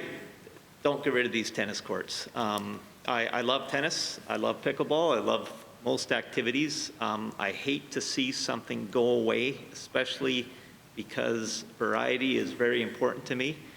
And I listened to some of the comments back there that people have made. You know, one of the comments that has come up was, you know, pickleball has a lot of members, so let's get rid of the tennis courts. Big mistake. If pickleball has a lot of members, then let's get rid of the, lapidary. Let's put pickleball over there, and let's just turn anything that has less members into pickleball. That's a big mistake. I don't do ceramics, but I don't think that we should get rid of it. I think that, having a good variety of activities is very important. So whether you do it or not, there are people that would like to do it. And yes, if you get rid of the tennis courts, there will be no tennis players. To have a couple of tennis courts and to have, many more pickleball courts is beneficial, and it gives everybody an opportunity to use those facilities. I understand that if you are well invested in pickleball, you will not be playing tennis or moving on to a tennis court. But if you are playing tennis and you want to get into pickleball, you may eventually just do pickleball afterwards. But enough of that, I guess. My second comment is I just moved here. I'm a mechanical engineer, did a lot of design work, and sorry, I'm a little nervous because this is my first meeting, and I didn't realize I should have signed up to speak or anything like that, so I'll figure it out. But second thing is, I looked over the plans on the mountainside design work, and one of the things that I'm a little disappointed in is, and this is just my opinion, resort-style pool or fire pit or seating areas and stuff like that. I mean, worked for a pile of years in the oil industry, and I went to multiple resorts. And I mean, I did that to wind down from a year's worth of work for a week or two.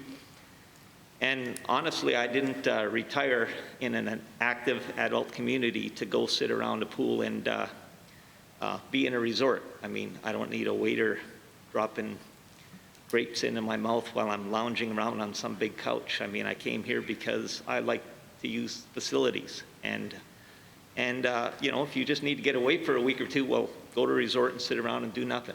But to me, this huge pool that they have as a, I don't know what it's going to be used for, sitting around and staring at other people or lounging around in the pool is kind of a waste. I looked at the Bell Rec Center when I first came here, and I thought, I was pretty amazed. I don't know if any of you people had input with the Bell Rec Center, but to me, that is one of the reasons why I moved here. There were so many activities and so many people using the facilities that I was very, very impressed. And I'm really surprised that something like I'd never seen one before, a walking pool, where people would exercise, walk around, enjoy themselves, talk with each other. Never seen anything like it. And incredibly, I thought, hey, if we build another resort here, why wouldn't they have another walking pool? I mean, is it such a bad thing, or is it something that people have overlooked, or is it something you just don't want in other pools?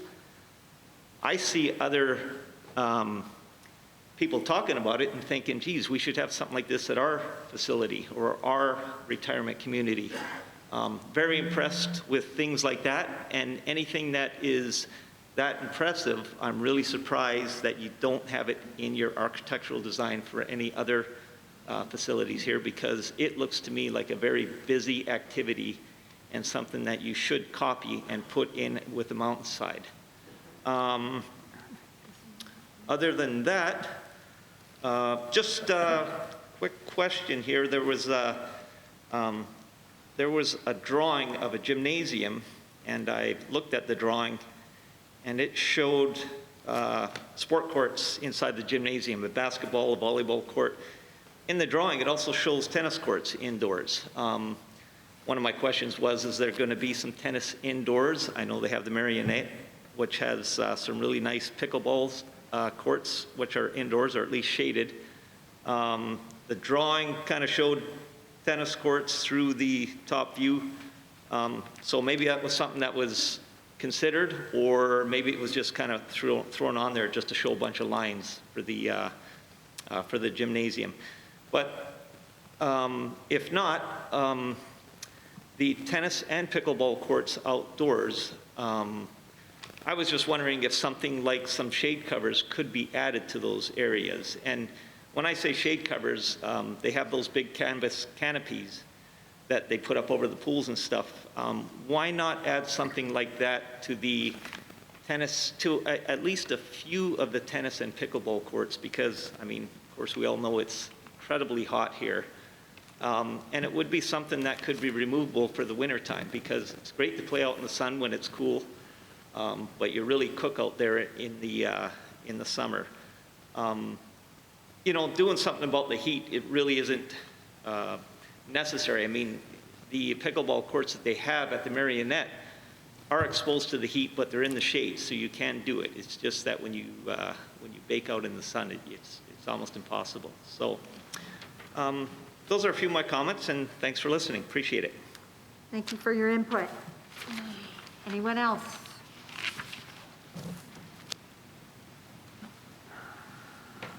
My name is Don Shore, J27140. I want to thank this board and compliment you on bringing this project to the point it is now at. It's been a long time in the coming, and we are so close. The only comment I wish to make, other than thanking you for this, is that please consider what Ms. Eck had mentioned earlier about the next meeting. People are going to have 2 weeks at least to come up with questions, technical questions. If the architects are not here, they are the authors of this plan. They understand the reasoning behind it and why it should be so, or they will at least express why they feel it should be so. But if they are not here, we are opening ourselves up to you having to invent something on the spur of the moment, people from the audience arguing with each other. I do not see that you can conduct another hearing or another meeting of this sort without the architect's presence. Please consider that. Thank you. Thank you.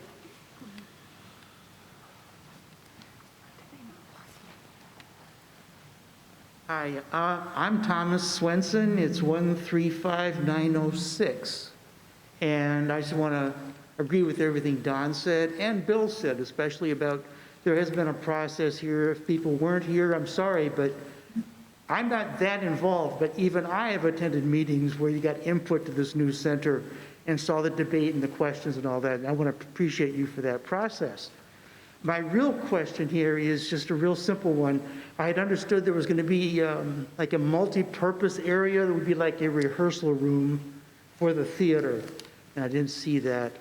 So that's just a question I have. Thank you. Okay, anyone else from members?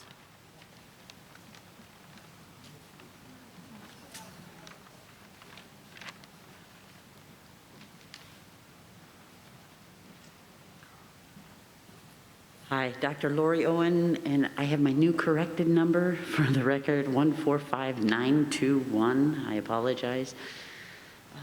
I just wanted to thank the board for the time today. I've been to all the meetings about Mountain View, and as a longtime state employee where I'm from, we had a very meticulous process for disposing of assets, even technology-based.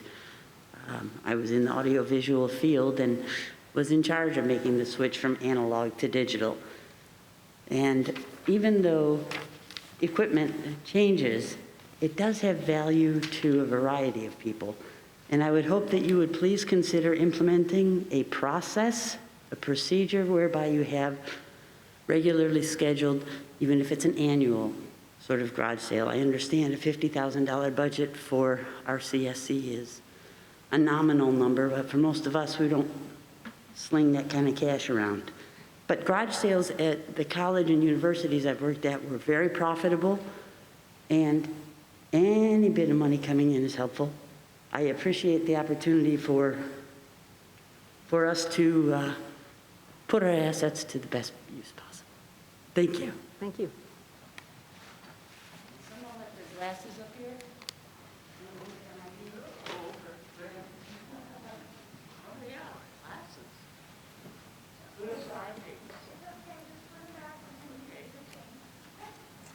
I'm back. I'm Christy Stenson. I'm 137489, and I have my granddaughter living with me, and she's been here for almost 3 years. She works 2 jobs at Arrowhead Mall. She would like to use the pool maybe 2 to 5 times a year, just to cool off. And I am told that I have to buy an annual pass. I have to join she has to join RCSC for $250 a month or a year. And I can't understand why I can't just get her in with a punch card. In order to be using the punch card, you have to not be an RCSC member or not live in Sun City. Mm-hmm. But she lives in Sun City. Mm-hmm. So Is there any way there can be an exception to that $250 rule, because I pay $496 a year just for myself. My brother and sister-in-law live here.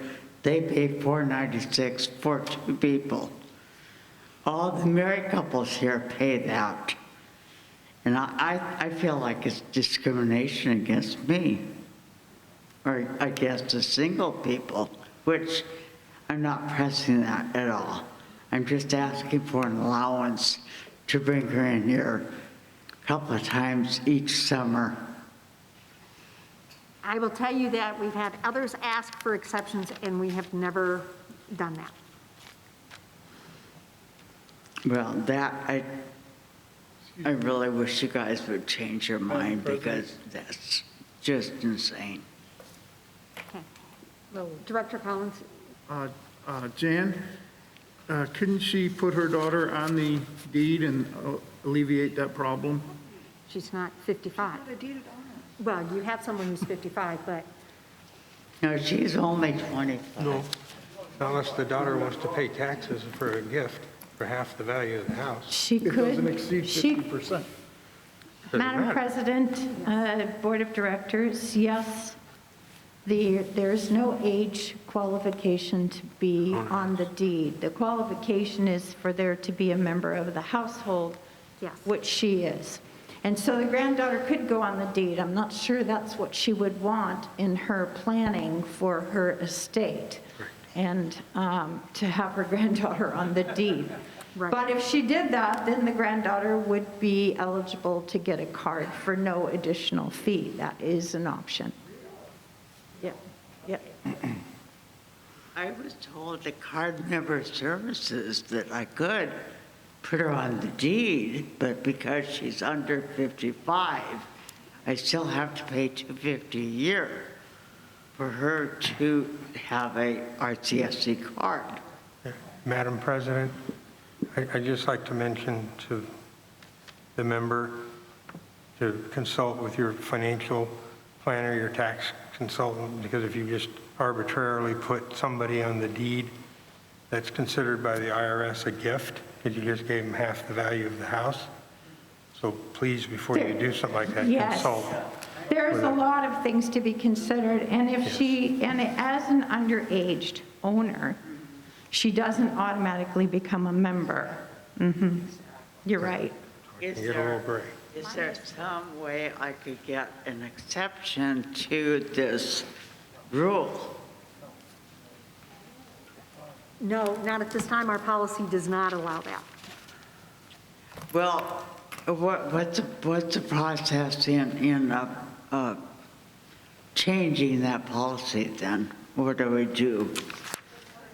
It would be, Sorry, I put something in front of you guys to change your policy. I can do that. Pardon? I know. okay. And all I'm saying is that she moved down here from Washington with the intent of not living with a bunch of old people at Sun City. I mean, what 25-year-old wants to? However, since she's moved down here, rents have gone to the moon, and it's convenient for her to be here. And she takes care of me. You know, she runs to the store and gets my groceries and my meds once in a while. You know, I'm not needy yet for that kind of care, but at the same time, I probably could say that she's my caregiver, which I'm not going to go there for anything, for all the tea in China. But just for her to jump in the pool 4 or 5 times a year, I can't afford $250, but I would sure like an allowance to bring her in and have her punch carded in or something. Thank you.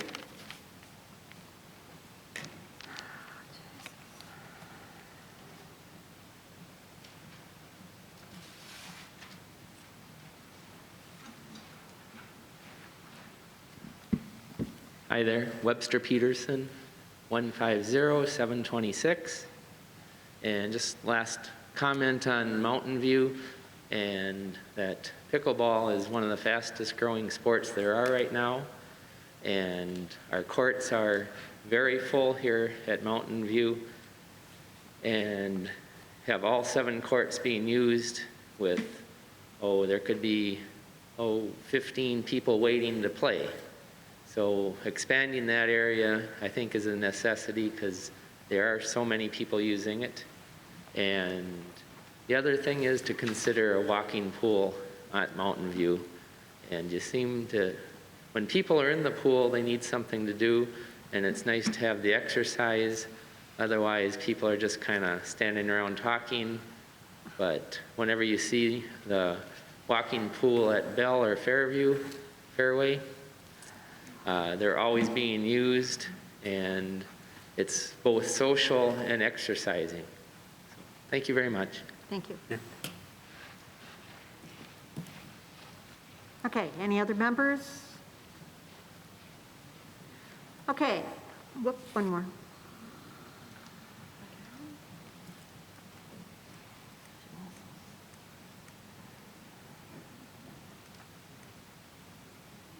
My name is Betty Closey, 145721. And this is the first time I've really come to one of these meetings, and I just was interested and decided that I wanted to come and see what was going on. I live close to Mountain View Rec Center. The gentleman has left that talked about the need for the walking pool, the fellow who's the mechanical engineer. But I go to Mountain View and I swim there, and I do walk. And it's the distance, the straight way. And there are multiple people that go there and do that throughout the day. So it's a different style of walking pool than Bell and Fairway. It gives us a straightaway. I'm a short person. It's too deep at Bell for part of the walkway, and it's too deep at Fairway for part, so I can only do half of the walkway. So there are several women and men, and they want that straight, long walk to do. And the disabled, there are people there that are disabled that go, and they use it. They sit on the benches on the side. And then the people who can't get into the lap pool because there's the demand, what happens is they use that straightaway as a lap. And people don't mind it, you know, so they swim next to the rope. So that long straightaway is actually considered a walking pool for a lot of people, a lap lane for a lot of people, you know, but I just wanted to make a comment on that. And then I've done a lot of design work in the past, and I've been around for a lot of places. And I want to think outside the box and make a suggestion, just being a visionary. For the architects, I was at a place, I've been at more than one, where they had a second level for some activities. And believe it or not, I was at a place on a business trip where they had their miniature golf raised.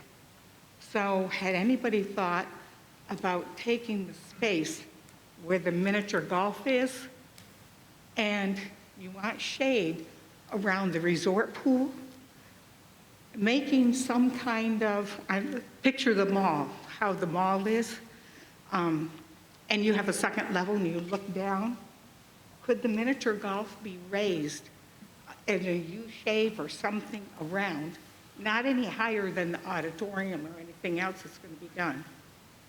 And it would provide the shade in the resort pool and some of those other areas and serve a double duty. And then the space where the miniature golf is could be used to enlarge for the tennis courts so that you could increase. I'm thinking of something that would be an option that would be multi-purpose. Taking that space, using it to provide shade over where you had it in the resort pool, you know, and the holes could be different kinds of, you know, miniature golf holes, but utilize it on that second level. Just picture like the second level of the mall and have those holes going around, and underneath you've got the shade for the resort pool, and then you've opened up the area for the additional tennis courts. So a lot of these issues that people have been bringing up could be addressed by doing looking at one thing that you could be envisioning from another architectural standpoint. That's all I wanted to say. I like to think outside of the box and to think how better could you use that space to get more of the needs met that the people have. Thanks, that's all I wanted to say. Okay, thank you. Okay. Seeing no more member comments, I'm going to the board. Any board comments at this time? Madam President. Director Collins. My question is for Jan. At the Sun Bowl facility, do we have internet capability? Chris. Thanks to my team, I can answer that. Madam President, Board of Directors, no. Because with all the burglaries and stuff there, if we just had some internet capability down there, we could buy simple Ring cameras and put some of them up and they would call Mike when he's at home. If someone goes on the property at midnight, call him and let him know, and he could look at his camera just to see who's out there. And these cameras only cost a couple $100 if we had internet down at the facility. Because I like the picture he drew, but even with the roll-up steel door, I could cut through that door in a matter of a minute or two. You make 2 cuts and that whole door slides apart. Because we used to make entry into buildings and we could do that in less than a minute and a half, 2 minutes. So without some warning of people there, we're still going to get broken into. My suggestion would not be to buy Ring cameras or have some sort of video, because that involves a lot of process and money, and our experience has been, for those that we've had video, clear, very good pictures of video of someone breaking in, provided absolutely no benefit whatsoever to us. But if we have a place that is getting hit regularly, I would suggest that we bring some security that's live, in person, can call 911 and get the job done. We can't have our staff coming in on, the risk of being hurt or something happening to them. We need a security system process that can immediately, dispatch police and handle the situation. So if that's the place, we do not have that in our budget. And as you know, we already had considerable expenses in 2020 for security because of COVID. And I don't know where that would do to our budget, what the cost would be, but that's what I would suggest at this point is, we need to have somebody that can run you out of here right now, and they will eventually stop coming there because they will realize that their security is there. Right, but if we don't do anything and we build new structures, they're going to keep coming back and to continue to break into them. We're not going to keep them out. There's truth to that, and that's how Mountain View got fencing around it. And a lot of people didn't like that at the time. And, now people don't necessarily, I haven't had a comment about that in a long time, but the fencing came around Mountain View because it was constantly being hit. And that's why the top of that fencing is slanted as well. And so not an easy thing to get into. And so we put the fencing around that, and that fencing solved that. That changed everything at Mountain View. We used to get hit there all the time. And I don't know if you know this or not, because some of you, we've been having issues. Whenever there's an economical issue and people are struggling financially, I can tell you just a history of a myriad of things that happened during those times. And we definitely have that at this time, and it's spiked up.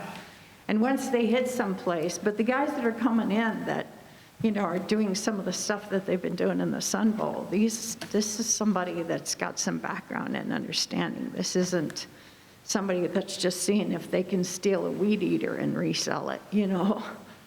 This is a big deal. So I really suggest security and maybe for a while, armed security. I agree. Thank you. And my other question, Madam President, is the gentleman that spoke about the long-range, or the committees concerning the surveys, you said that there's something that you did not have.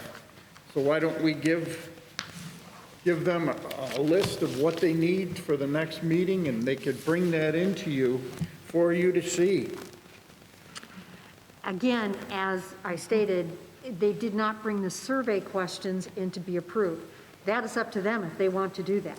So they can just bring it in for our approval, and then we can... They could bring in their survey questions and go for another motion for that and leave it up to the board as to what happens there.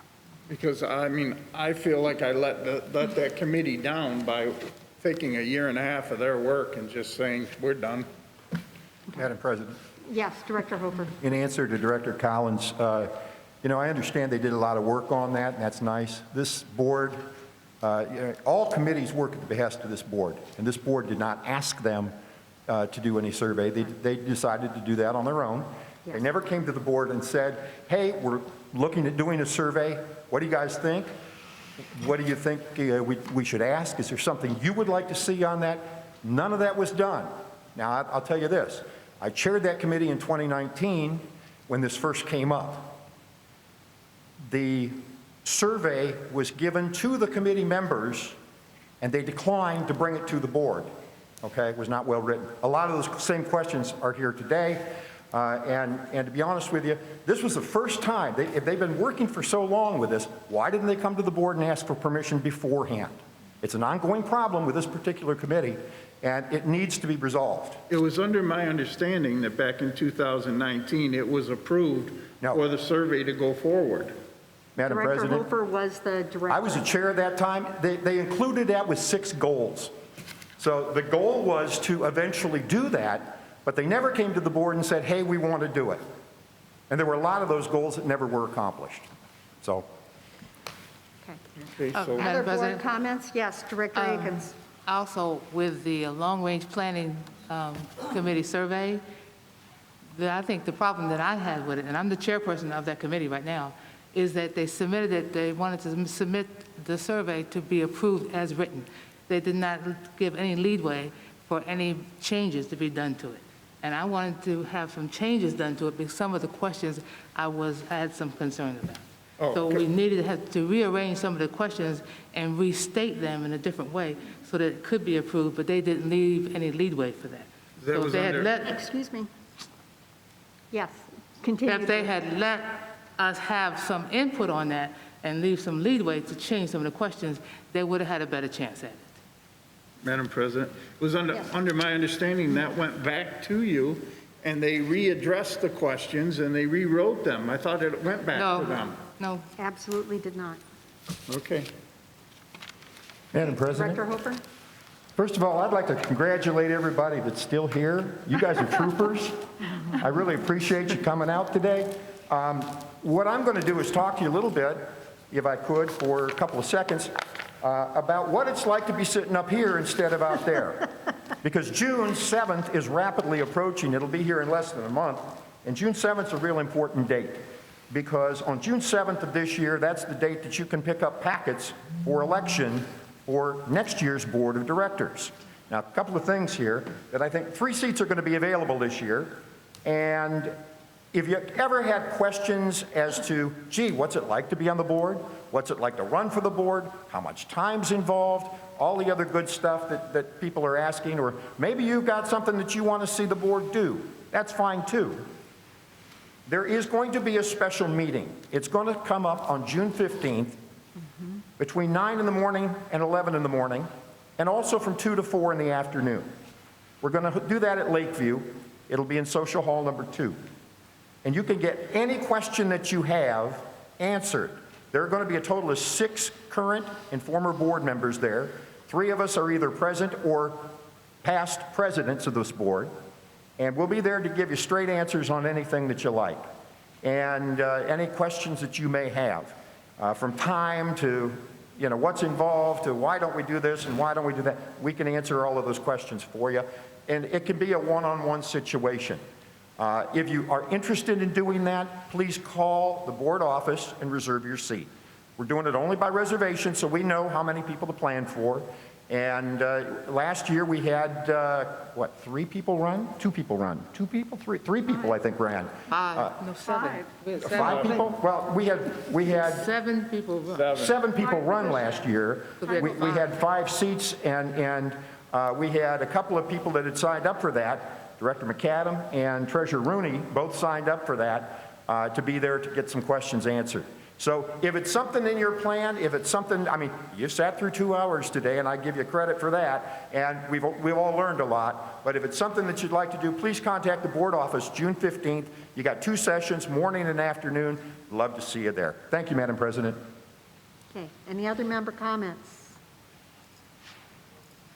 Okay, seeing none. Our next meeting is May 27th, 2021, Sundial Auditorium right here at 9:00 a.m. I need a motion to adjourn. Madam President? Yes. I so move.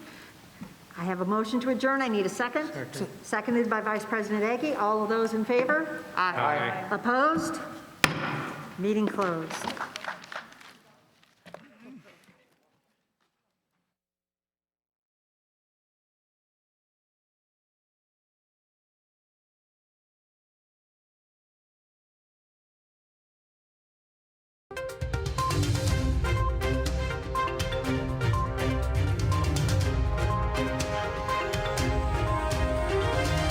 This is a copyrighted production of the Recreation Centers of Sun City Incorporated and is intended for the sole purpose of informing our Recreation Center members. Any duplication, copying, transmission, broadcast, or use, including electronic and social media, is strictly prohibited without the prior written consent from the Recreation Centers of Sun City Incorporated. Thank you for watching.